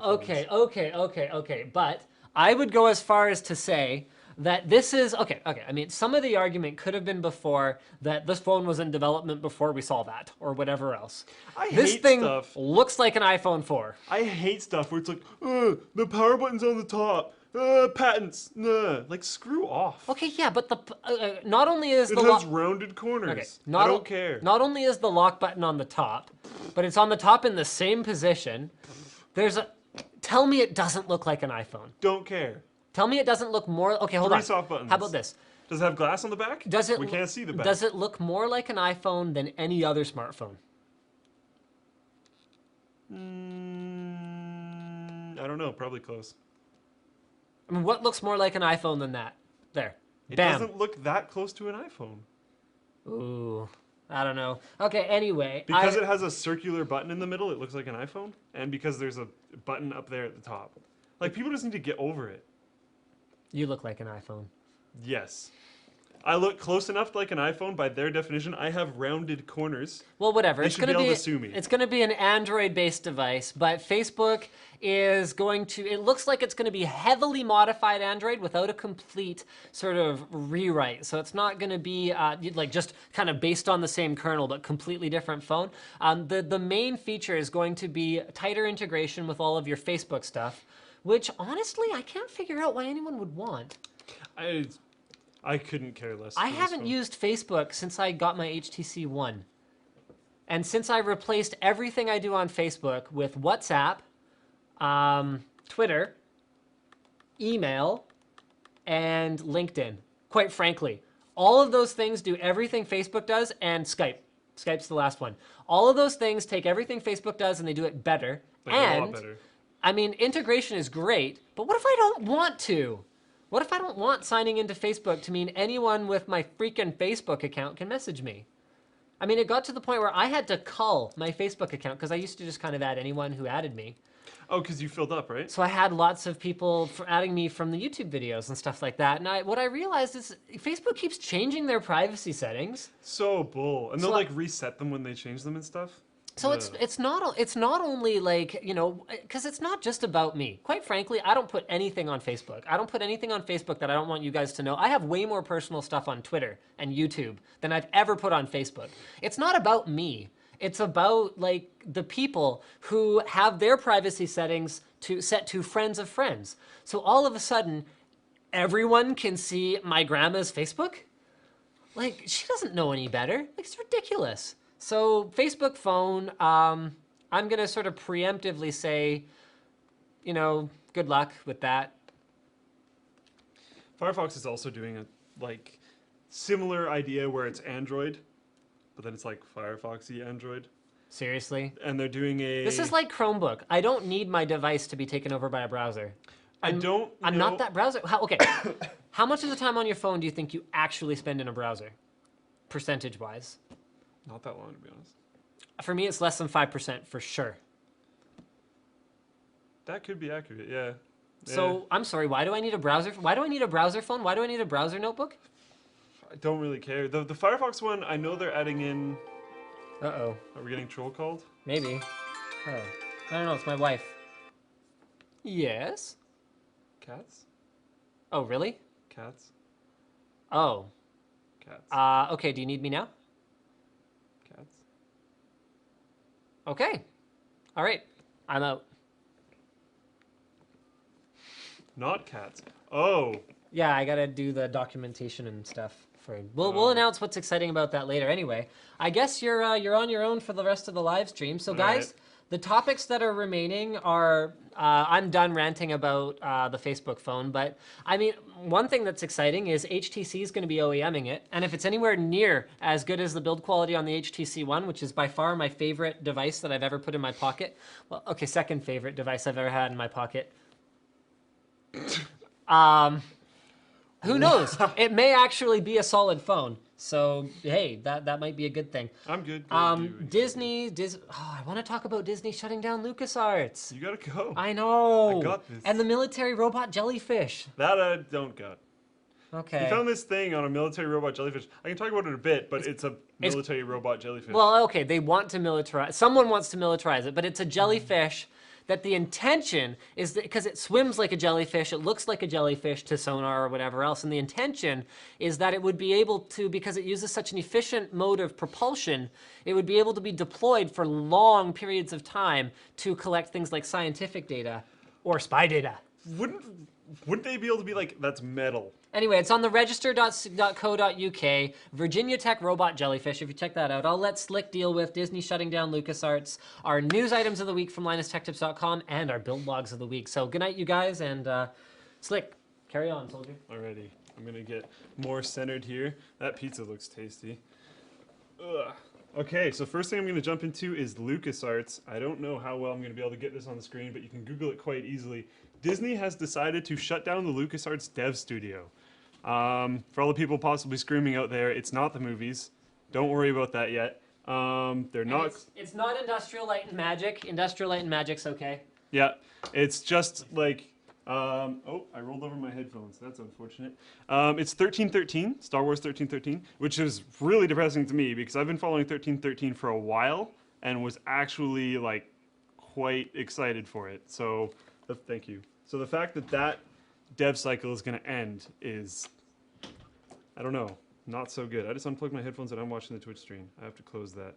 Sorry, Twitch chat. I can't bro with you while they're talking about graphics card stuff anymore. So yeah, that's kind of crap. LucasArts has been around forever. I've been playing LucasArts games since I started playing games. So, I don't know. It's disappointing. Kind of sad with Disney right now. Haven't been super stoked on a lot of their decisions in the last while. I was kind of excited when they acquired LucasArts and everything that came with it. I know George Lucas was, well, maybe he knew that might be a good idea for him. Also not that stoked. But I was kind of excited because I knew Disney would have the budget and I knew Disney would try really hard. And I knew with the recent comic book movies that were coming out that Disney was doing quite well with movies. So I was kind of excited for that. But really, when I first found the article, I was the one that added this to the live stream list. When I first found the article for LucasArts, I kind of just like completely dazed out for a little while. And I was like, really? LucasArts just got closed? Like, honestly? I don't know. I don't see how that was a good idea. 1313 has so much positive hype. Like a lot of Star Wars games don't necessarily get that much positive hype, but 1313 looked amazing. Games are up for grabs, so other studios can pick them up. They are looking for outside development, but how many times does it happen where they actually like cut a project and then someone else properly picks it up? I don't know. I don't know. Not too stoked on that one. Let me check out for other things. Okay, so this military robot jellyfish. Again, I think what I'll do is here, I'm going to start pasting these links to my mod team, and then hopefully my mod team can then distribute them to the rest of you. So I just pasted them, the LucasArts link that I have, so you guys should get that soon. And then I'm going to, because I had to close the stream, or else it would make noise on my laptop. I'm going to paste them now, the robot jellyfish link. Quite a few different news websites have the robot jellyfish thing, so I wouldn't worry too much about it. You can probably just Google it. But basically, it's 8 mechanical arms that just kind of, and the jellyfish has a gigantic silicone sheet on top of it, and it just kind of floats around. I don't know why Linus was that interested in this. It's a robot that just kind of goes like this in water and has a silicone sheet on top of it. Weighs like 175 pounds and has tons of metal. So I don't think this would be that hard to detect underwater, but I guess its more immediate plan would be to help with North Korea. So North Korea probably can't see it underwater because North Korea, as far as I know, still runs like P2s. So that's not that interesting, I guess. What else do we have here? Scroll down. Unreal 4 engine comparison, PS4 and PC. I'm going to paste this one to my mods as well. Hopefully they can throw that up. Oh, I've been throwing in the wrong chat. Where's my... Here we go. There you go. Pasted in the actual correct chat. Sorry about that, guys. Okay, so this video shows PS4 and PC for Unreal 4 engine. It's pretty cool. They're pretty close, which is like, I'm always on the PC side, so that might sound a little bit weird coming from me, but they are actually pretty close. I can definitely tell that the PC one's nicer, but for a console, I'm pretty impressed. So that's kind of cool because it's nice to see that consoles are able to do this stuff, because then as people are developing for consoles and PC, we will see even better stuff on PC. So it's good to see the consoles do well, because that means we will also do much better. So I'm not worried about PC in this aspect. It's an engine that they made for both. It's obviously going to look really good on the other one as well. But it looks great. PC looks better, obviously. I just expected a little bit more scale than was actually there. Hybrid memory cube. This was Da-da-da-da-da. Oh, wait, 1 second. I'm actually not going to do hybrid memory cube right away. These are news items of the week, by the way. Sorry, I jumped into Unreal Engine 4 without actually saying that it was news item of the week. These are news items of the week, so the links are going to bring you to Linus Tech Tips Forum, and then you can launch from there with the links that the people that posted these things have to the actual original post. So the next thing we're going to talk about is a wind force cooled Titan. So this is interesting. Personally, I like the stock cooler. I really do. I don't like that many stock coolers. Do I have it within grabbable range?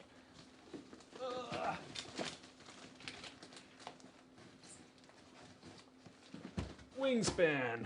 There we go. Okay. Titan. It looks awesome. There's a little window where you can see your heatsink. The fan looks great. There's tons of metal. It weighs a really good amount. It just looks really good. It says Titan on there. This GeForce GTX at the top glows, and you can control this through software and make it glow, like make it either pulse or be solid or go with like how fast the graphics card is calculating things. So like the stock cooler is awesome. And like the Windforce cooler looks really beefy, so you might be able to get better performance out of it. So there's that. But personally, if I'm going for a build that's all about looks, and by the time you have a Titan, honestly, personally, this thing would crush pretty much everything I do. So I wouldn't be way too worried about overclocking it a ton. I can tell you already, because of my benchmark numbers, with this cooler on it, this cooler's quite beefy already. It overclocks quite well, so I'm not that worried about that. Like, you might be able to squeeze out a bit more with the Windforce, but personally, I really, really like the look of the stock cooler, so I don't know. But it's interesting. Check it out. Pretty cool article. The next news item of the week is the hybrid memory cube. Hybrid memory cube. I haven't read enough into this. I grabbed this one from the forum actually today. I think it's been up there longer than that, but I grabbed it just today while we were working on NCIX stuff, because we only do that 1 day a week. So I haven't really been able to read it that much, but the bidirectional bandwidth increase is insane. DDR3 is 11 gigabytes per second, and the cube is 160. Holy crap. Okay, again, I haven't read into this enough, so sorry if I'm wrong. But if it's like pre-soldered onto the board, I'm going to be pretty sad. I'm just going to come right out and say that. That will not be that cool. I like changing things. I like being able to be modular with things. If this is able to be taken off the board and replaced really simply, like DRAM is right now, that's great. I don't know how many of you guys out there are Animorphs fans. This is pretty old. But I can't remember the guy's name, but he was like the horse guy, the alien with tons of fingers. Wow, I totally don't remember his name. But his technology had cubes that they would put in things that were like insane data storage. So the second I read this, I was like, yes, futuristic technology, cubes that store things. I'm stoked. So I don't know. I thought that was kind of cool. Read up on it because I can't tell you that much about it. Sorry about that. Build logs of the week. So I mentioned earlier in the stream that we're going to do 2 different build logs. So there's the crazy, crazy, ridiculous one that took, I believe, CNC work and just generally a ton of ridiculous modding.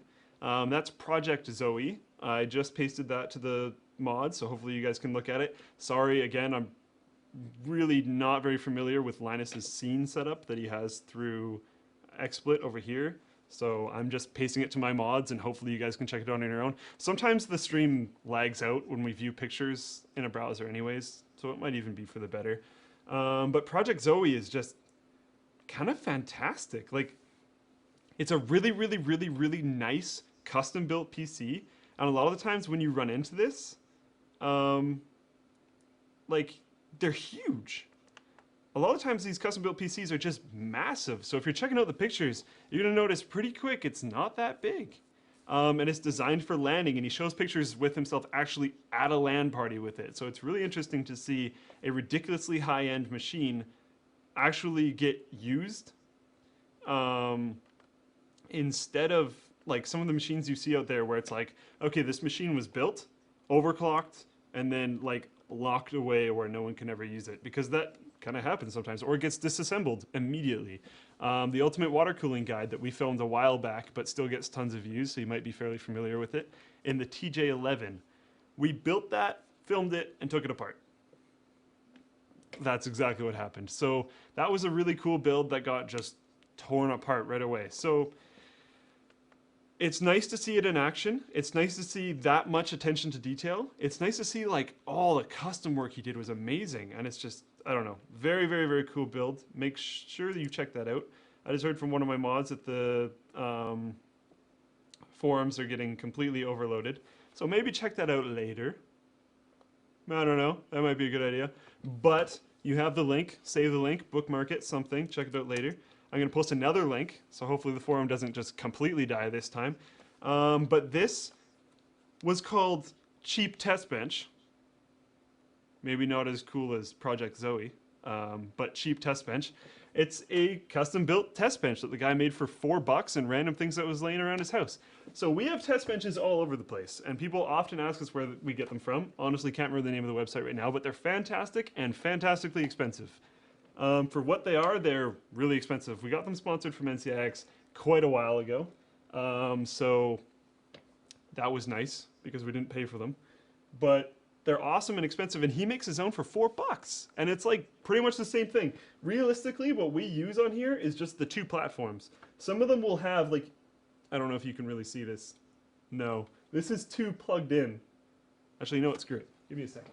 I will unplug this. But basically, some of them come with additional rails. Oh, no, the computer's actually on. I'm gonna leave that because it might be running something. There's additional rails on the bottom where you can put sometimes like optical drives or hard drives or SSDs or whatever. We don't actually use any of that because our test benches have to be so modular that it doesn't make any sense. Yeah, it's running stuff. So because we're constantly taking out SSDs that have different software on them or whatever, so we just let them hang. Because whatever, it's an SSD. I can flail this around and there isn't really any problem. And we don't really run hard drives anymore because we have network storage, and then software that's actually on the SSD really doesn't take up that much space. So it's not really a big deal. So yeah, if you just have 2 platforms, it's good enough. One thing that he might want to look into, which I didn't see earlier, and I can't see it now because I honestly can't load it on our forum, is a bar for mounting cards. That might be a little bit more difficult to make, but doable. If he just sets up a whole bunch of cards there, he can just drill through the hole that's already in the card and make a perfect lineup. Just take a tiny bit more wood. So that shouldn't really be that big of a deal. I can take Twitter questions, but you have to tweet at me. So at SlickPC, this one. If you tweet at me, I will try and take your Twitter questions. I know that's a little bit weird because we normally tweet at Linus, but not much I can do about that. So yeah, tweet at me if you have any questions. I see someone saying talk about LucasArts. I think that was probably from a while ago. That's really depressing. One thing to talk about, Bastion, the creators of Bastion. Oh my goodness, that's like one of my favorite, not Little Giant. One second. The creators of Bastion, I can't remember their name right now, which is kind of a shame. But they're coming out with a new game. They're developing a new game now. Supergiant Games, not Little Giant. Okay, there we go. Supergiant Games is developing a new game. Honestly, can't remember the name of it right now. Looks like Transistor might be it. I'm going to post the link to their page right here. Bam, Supergiant Games. They're developing a new game. Bastion was amazing. If you haven't played Bastion yet, go try it. It's awesome. It's always in Steam sales. If you don't have it yet and it's too much, just wait for the summer sale. It'll go on sale there. It gained huge popularity when it came out in a Humble Bundle. By the way, there's Humble Bundles going on right now. Trying to think of new topics as I go. One big thing, you won't be able to see it right now because as far as I know, the forums are dead. That's probably because we were talking about DDoSing earlier and someone felt like flexing, which I should have known was coming, but whatever. That wasn't my idea for a topic. Is that Windspeed has set up a thread for build logs of the week. So the 2 guys I just talked about and everyone we have previously talked about will be on this thread. This thread will be stickied on the top of the build log section. Good idea to check it out. There's some really cool builds in there and the comments of those builds are awesome too. People will post tons of pictures normally, like tons of pictures of the entirety of the progress of their build, which is great. People will comment about things, people give them tips. A lot of times with the ones that are in the build logs of the week, there isn't that many tips because they made it to the build logs of the week for a very, very good reason. But yeah, go check those out. Tell them they're awesome because they deserve it. They made it to build logs of the week, which is cool. Most of them have quite a few comments, but every thank you matters to these guys. Like, I used to try and get OCN's build of the whatever. I don't remember what theirs is based on, but I never actually got it. I didn't actually deserve it. I tried with my mineral oil PC. You won't be able to find this thread. You can try, but you won't be able to find this thread. It is on OCN. My build log for my mineral oil PC was on OCN at one point in time. I think I pulled it down now, but you can check out the video. That I'm not going to be able to get a link for, but mod team, if you're listening, try and get that video and link it in the Twitch comments. That would be great. That PC shouldn't have won. The guy that I was up against was way legitimately better than mine. That was my first time ever experimenting with something like a mineral oil PC. Honestly, if I had a bigger tank, I ran out of budget, which sucked. And honestly, if I had the budget, I still don't know if I would have beat the guy that won. He was kind of awesome in the running that I was in. And I never reposted it because I lost. So I was like, whatever, I'm not going to be a sore loser and just keep reposting until I hopefully win. But whatever.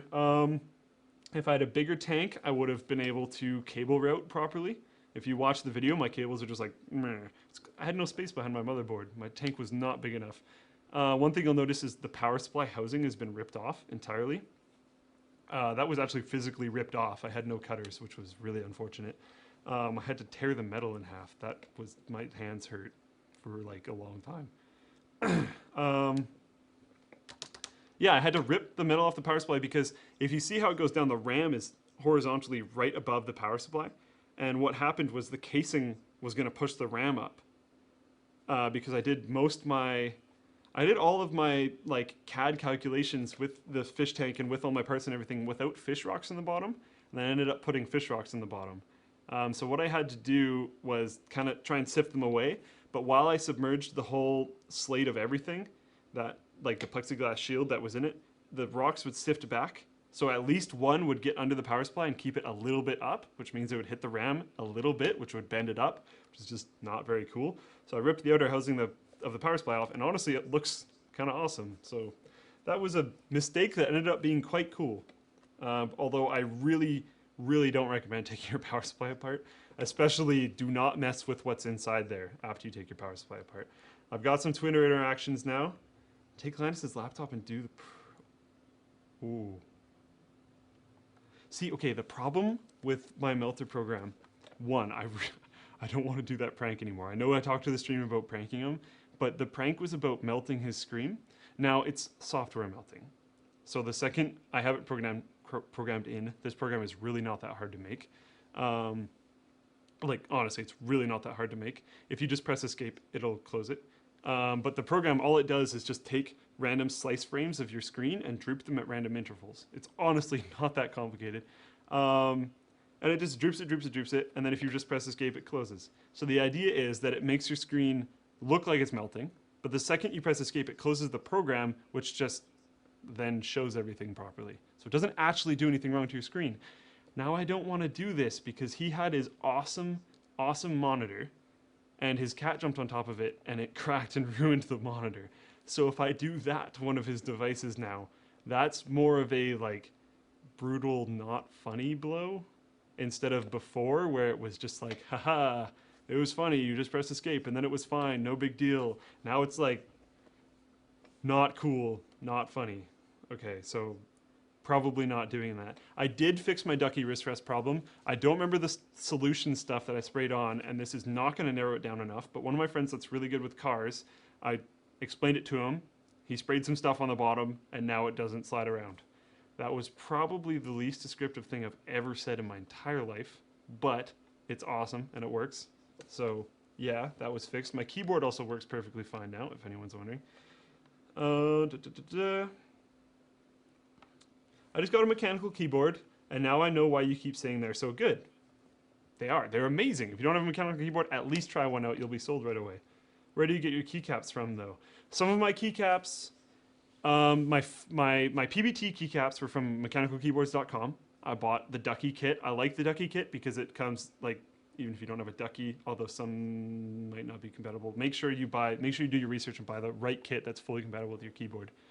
The Ducky has really nice quality PBT spacebars. If you're buying a PBT kit, imperfections are quite common.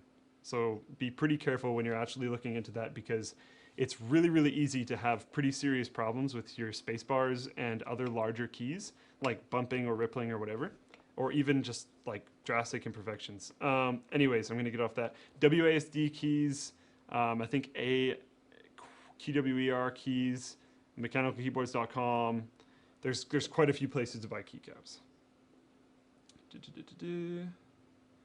Just looking through some more questions. How long have I been with Linus? I've been with Linus since November 2011. Is that right? Yeah. Like November 10th, 2011? That might be accurate. What's up? Hey, I'm joining. I'm done. I went through all the topics, so I'm just going through Twitter right now.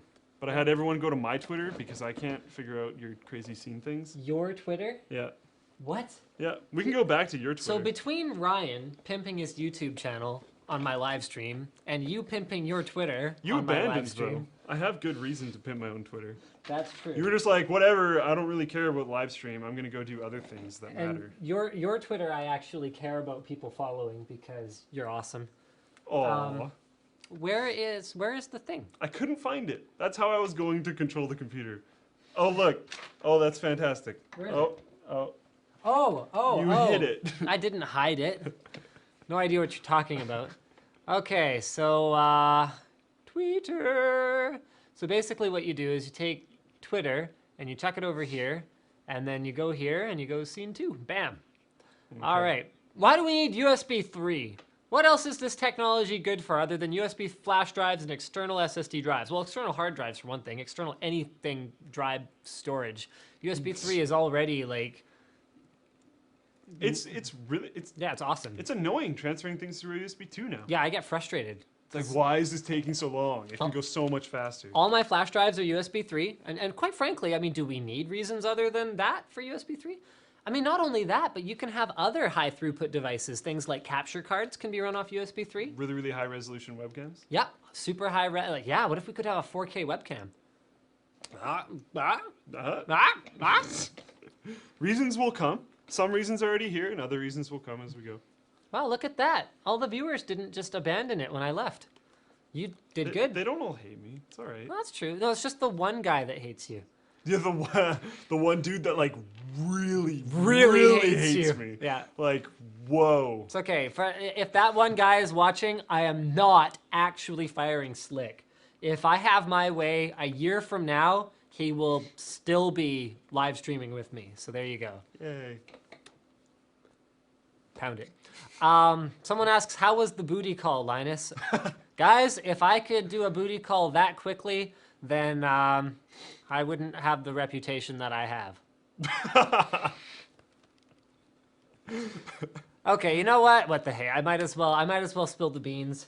Oh. Linus Media Group is going to have a new headquarters. I was signing the documents. We won't be in a garage. We won't be in a garage anymore. It won't be really cold. My toes won't be numb. That is what I was actually doing just now. The realtor showed up, so there was no such thing as, tell him I'm busy. Yeah. Pish posh. So the closing date is midnight tonight, so we had to get the documents signed and initialed and dated and all that good stuff. So we're moving into our new headquarters in a couple of months, which is extremely exciting. We're going to have more space. We're going to have better sets. We're going to be able to be a little bit more organized because I'm not going to be having so much overlap between my personal life and my personal stuff and my work life and my work stuff. It's going to be, it's just going to be good for everyone. Slick's going to have a proper test bench that's not just like... Ooh. That's not something that doubles as a video filming set and is like 6 feet away from Diesel's editing station and then is like 6 feet away from our filming set on the other side. I can almost physically reach like all the different main areas of this room. So Yeah, that's so- not a good So thing. that's extremely exciting, and so I thought I'd share that with you guys. Um, Right, we're back on Linus's Twitter, by the way. So tweet Linus. hey Luke, I am your father. Excellent. Everyone thinks I was grabbing a quickie. Look at this. Also, I'm way out of shape. I'd be way more tired.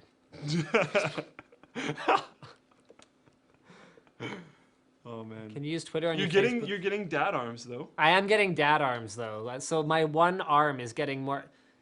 Well, that's not what I was doing either. I wasn't sure if that was a thing because my dad has always had like ridiculously bulky arms, and I've just been like, how is that possible? And then you're just like, yeah. I what's hold a up? baby. Yeah. Yeah, you noticed the difference in my arms, though, right? It's kind of Particularly this one. ridiculous. Like, not only is it bigger, but it's also firmer, and the muscle like ripples, just from like bobbing a baby. It's because it's endless reps. There's no such thing as, oh, my arm's tired, I'm gonna stop doing reps. I'm just gonna drop baby now Yeah, it's like the baby's not sleeping yet. You keep doing reps. because you would rather destroy your arm Yes. than not sleep for Then the listen to 18th that time in a row. noise. Yeah. The Facebook phone is the HTC first, and Facebook is developing an Android skin around it. Okay, well, maybe there's some more news. An iPhone looks more like an iPhone than the Facebook phone. Ha ha! Very funny.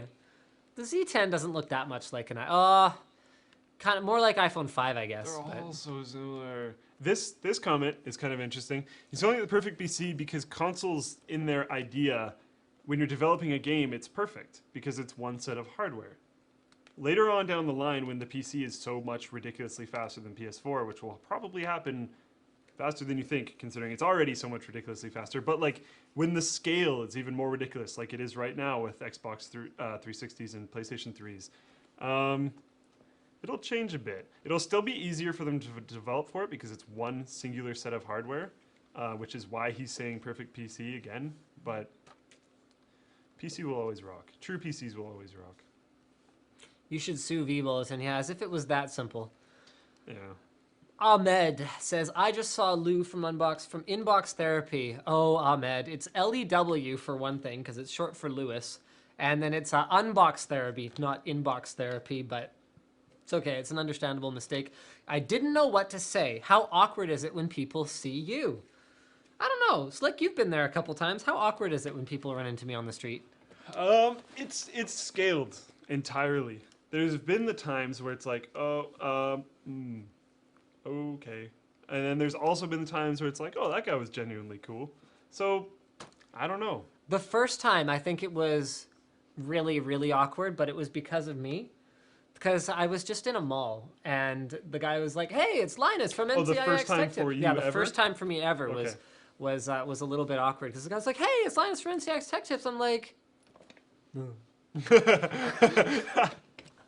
I'm just gonna go over here. "Well, no, I was genuinely weirded out because it never happened before." When I started Tech Tips, it was supposed to be like me talking about how to mount a heatsink. It wasn't supposed to be like, a thriving YouTube channel with hundreds of thousands of subscribers. It was never the plan. Maybe here I'll go through some of the funniest ones. So one of the funniest ones for me was this guy that used to work at the McDonald's in Richmond, where I'd go there after badminton every Thursday night or Tuesday, whenever I used to play badminton, Wednesday night, and I'd get a free iced tea. So that is the only time that my celebrity status, my internet famousness, has actually amounted to free swag. It's kind of cool. Outside of computer hardware, which is I'm generating exposure for it, so it's not quite free. We directly work for it. It's not really. Yeah, I could buy it in the time, like just flipping burgers. I could buy the hardware in the time it takes to actually make content about it. So that was a neat one. Probably the weirdest one. I was at McDonald's with the old NCIX cameraman, and someone turned around and went, "I'd recognize that voice anywhere." And I was like, "Hey." Hello. Yep, it's me. So he actually hadn't seen me. He just recognized my voice because of its annoying high-pitched timbre. Honestly, though, like before I joined the show, if I watched them, I'd usually like go to a different tab or something. No offense. Thanks for that. I'm just saying. What graphics card would you recommend for an uber cheap budget build? 7770? 7770. Yes. Someone keeps asking me about like CPU architectures. Guys, I am not an engineer. Do I think 10 nanometer or less architecture CPUs are possible? I don't know. All I can tell you is Moore's Law keeps going. And whenever I talk to anyone at Intel, they're like, yep, we're going to keep doing it. So there you go. AMD's trying to call it that Moore's Law is going to not be true soon. Maybe for AMD. I it read isn't. some random post Whoa! about that, that was a serious burn. I read some random post about that might not have even been a real quote. Yeah, they just got So pwned so don't quote hard. me on that either. That was pretty brutal. But okay. Thank you, Joe. Quantum computing, nanocomputers, like not now, but maybe Yeah, at some in point. a Who really knows? far distant future. Ask Slick, where is Walter? But,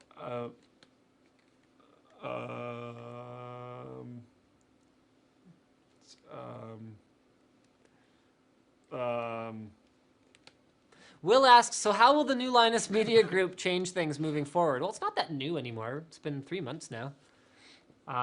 So, I mean, we're hoping to amp up the professionalism sort of at some point. I had to actually take a second to be like, wait, what? And then I was like, is he serious? Or Is wait. it jokes? But seriously, I mean, the Tech Quickie channel will continue to provide more professional style content, content that some vendors are actually paying us to produce. We have a really exciting video coming out for Seagate about their wireless plus drive. It's kind of like we're done now, and the project's been approved, so it's going to be posted soon. But we did a day in the life of someone who owns a wireless plus, and you know what? We don't get into the nitty gritty of the technical the way that we would in an unboxing or a review on Linus Tech Tips, which will always be the editorial side. But we did do kind of a fun video where it's about 3 minutes long, and I play the protagonist. I'm like a star, and then he's like the creepy stalker on the street. It's so bad. Okay. You're it's so like, creepy. It's The funny thing is, I told him to dress like a scrub, and he wore all his normal clothes. No, I didn't. Yes, you did. I didn't even put a shirt on. Diesel and I were like, yeah, he just looks the same as every day. I didn't even put a shirt on. Whatever, go watch the video and tell me you actually look any different. In a few shots, you can tell it's just an undershirt. In a few shots. In like. Your one of hair them. looks the same. Your beard scruffiness is not any different today than it was that day. No, it was longer then. Because you had me grow it out for like a week. That ratty hoodie that you wore, you wear all the time. Yes, I love that hoodie. It's also the worst one that I own. You only own one pair of pants, as far as I can tell, and that's the one you were wearing. So anyway, we had a lot of fun filming it. It's going to be really entertaining to watch, and I mean, it shows you a little bit about these wireless expansion drives, particularly the Wireless Plus from Seagate. We were just like talking about it. It's like, yeah, he just doesn't look any better. No, I told you that when I was leaving though. I was like, I Yeah. don't know what to put on because all my worst stuff is what I wear all the time. Don't worry, John. We're gonna make a cool background. You know what I'm thinking we might do is there's a little spot that's gonna be like Slick's benching cave. So I was thinking Might what we just- could do is we could set up a table that we could put just in front of the benching cave, and then we could sit Yeah. behind it. It's So a the, pretty cool backdrop. yeah, the legit benching cave is like a great thing to have behind us because that's where all the work actually happens. And we've always kind of had it like this is my current benching cave. Yep. So if we just have it in my next current benching Yeah, cave, I think that's cool. what else? So yeah, we'll see how it goes. One more question. One thing I want to throw more in before we do one more question Sure. is there's a guy on our forum. I think he's called the Norwegian guy. Yeah, the Norwegian guy. He's been developing a mod for Skyrim and Morrowind. Whoa! And he's planning on developing mods for Oblivion and Skyrim soon. He posted on there. They had a server drop through an attic in I think 2007, and all their hard drives died. So they lost all of their data for their mod, and it's like 50 to 80 hours of additional gameplay. and Oh, they wow. finally got it like enough recovered that they're restarting to development. He posted some. They're making like their own OST for it and everything. 58 hours gameplay, their own OST. Like it's amazing, and they lost pretty much all of it, but they got most of it back. The good news is they developed it for Morrowind, which is probably, as far as games that old go, the one that people are most likely to actually go back and play. Especially because of mods like Skywind, which Right. make it look amazing because they're using like Skyrim stuff, whatever. Anyways, he's on our Cool. forum. Check it out. He's got a thread about it. Go watch his video. Cool stuff. I'm not going to talk about it for way too long, but cool stuff. Is it true that you don't work for NCIX anymore? I still make videos on NCIX Tech Tips. You probably see them. They're still being uploaded every week, but I am no longer in a product management or general management position there anymore. Didn't you like working at home? Yeah, it's nice to roll out of bed and be at work, but You're also at work at home. I also work stupid hours. Like, I'm gonna get off this live stream, having worked a full day already, not having done anything but work, and then I'm gonna go upload some videos and work more, and then I'm gonna sleep. For context, for us, Fridays are usually 16 to 18-hour days. When will Slick get a promotion, and what will he have to do for it? Oh, I know what he'll have to do. Oh, no. Oh, you didn't even just... Oh, no. Oh, that's horrible. Do you think your benches will change with warmer temperatures? No, not really. Don't fire Slick. He did a great job while he was alone. Thanks, Yeah, man. I know how good of a job he does when he's alone. Come on. Thank you, by the way. I appreciate that. Make your garage in the new place. Oh, I don't know. I think we can do better than this. As much as I love our garage. We get the new place and just like board up all the doors and windows and like no one goes in there. We work in the garage. Speaking of how bad a job we did at the garage, didn't you spend thousands of dollars upgrading your No, I spent like $300. And that was mostly on like paint Yeah, paint. to do like that red. Yeah. The funny thing is my garage is going to be so ridiculous now because like There's gonna be this like random yeah, red check wall. this out. So here. You're gonna have to, yeah. Here, you'll have to give them like the walkthrough. So this is the Tech Quickie set. Hold on. You're going really fast. So this Okay, is the pile of garbage. this is the storage / pile of garbage / like random things that we haven't worked on, etc. This is like where we keep a lot of the camera equipment. Hold on, I'm gonna unlock it so that I can. He's doing something. One sec. That's where we keep miscellaneous camera equipment that isn't like in use or sitting on a desk because someone forgot to put it there. Those are grills to go over top of our Kino Flow lights. That's some random thing that we were probably working on at some point. Yeah, it was on the stream last week. It's mine at N900. That's not the one we gave away You though. can't see it. No, I can't. I have really bad eyes and my glasses are shattered. This is the Tech Quickie set, so that white background you see is that. Anyways. And then we get to Check out the gap in the wall. the epic, like, see the paint. Linus decided to stop painting gap, which is just fantastic. Then it gets to the red background, which is We like, try not to show the ceiling. because the ceiling's terrible. Check out that cloth. He thought that was such a fantastic idea because he's like, oh, it'll help the lighting in the room. I It's said like maybe pins up a it'll help cloth. the lighting in the room. And he dropped some pins while he was doing it, so we all just like fear for our feet the entire time. There's some graphics cards in a bin under my desk. There's one of my desks. I was talking about Titan for a little bit while you were gone. There's my benching area, which is just like in the middle of a set. No, you always do this. Go away. Unhappy Slick. There's like random mic stuff. I can't really move that out of the way. There's NZXT helmet that's on top of part of the set stuff. Some more random things. We try to keep that shelf populated, although it is actually partially legitimate storage. His gel, because he always has to do his hair before. I'm gonna try and get out of the way. Because he always has to do his hair before Tech Quickie episodes. More random actual storage. This is a lot of footage of a shelf. It's probably there we go. Stop. There's Diesel's workstation and the garage door. Again, Linus decided to stop painting, which is fantastic. There's his camera, so he can make sure we don't screw around. It's a very police state up in here. Anyways, Diesel's workstation, that is behind. This is the streaming PC with all of its input and output cards, which is just kind of fantastic. And then this is anti-static hard drive foam that we decided to nail to the ceiling. Some of it's partially falling off. This is to help stop echoing, theoretically, although that's a pretty bad theory because I don't think it works at all. But anyways, we're getting back to storage there. Show them your like scientific set and the green screen. That's his stringing machine. So under that is his string. Do you want me to go take the cover off? Okay. Under that is his stringing machine. So he uses that to string badminton rackets. Fairly expensive, but worth it if you string your badminton racket a lot. There's the green screen that we use for a lot of stuff. And there's the like quote unquote scientific area. Oh, that's his chiller. That's his chiller. So that's a currently dead project that he used to cool a computer ridiculously well. But it's kind of a lot of work and kind of not entirely working. So maybe someday. But looking at the progress of his current rig, maybe not someday. This is cable salad because we have cable salad everywhere. Because I don't know how you can't have cable salad where you have to film everything and there's technology everywhere.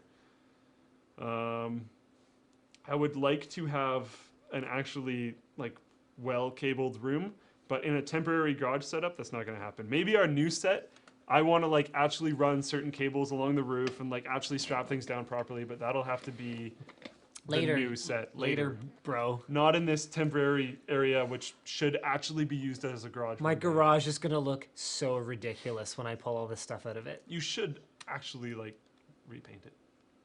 Why? It's a garage. But like, oh. I know, it's gonna look absolutely ludicrous so when I pull weird. those walls out and like it's just like this red and blue So thing. weird. I mean, if we'd at least gone with like a clean line there, it might have helped, but yeah. Anyway, I think that's it for the live stream tonight, guys. Thank you so much for watching. You're all awesome. Thanks for hanging through my solo part. For the most part. He was like riding solo, like Jason Derulo. You kind of look like him, Do except you're white. I actually have no idea who that is. I don't even know if he's white. No idea who you're talking about. I've heard his song. It's like a lot of auto-tune. It's not very good. I don't really listen to music like that. Yeah. No. How do we turn this off?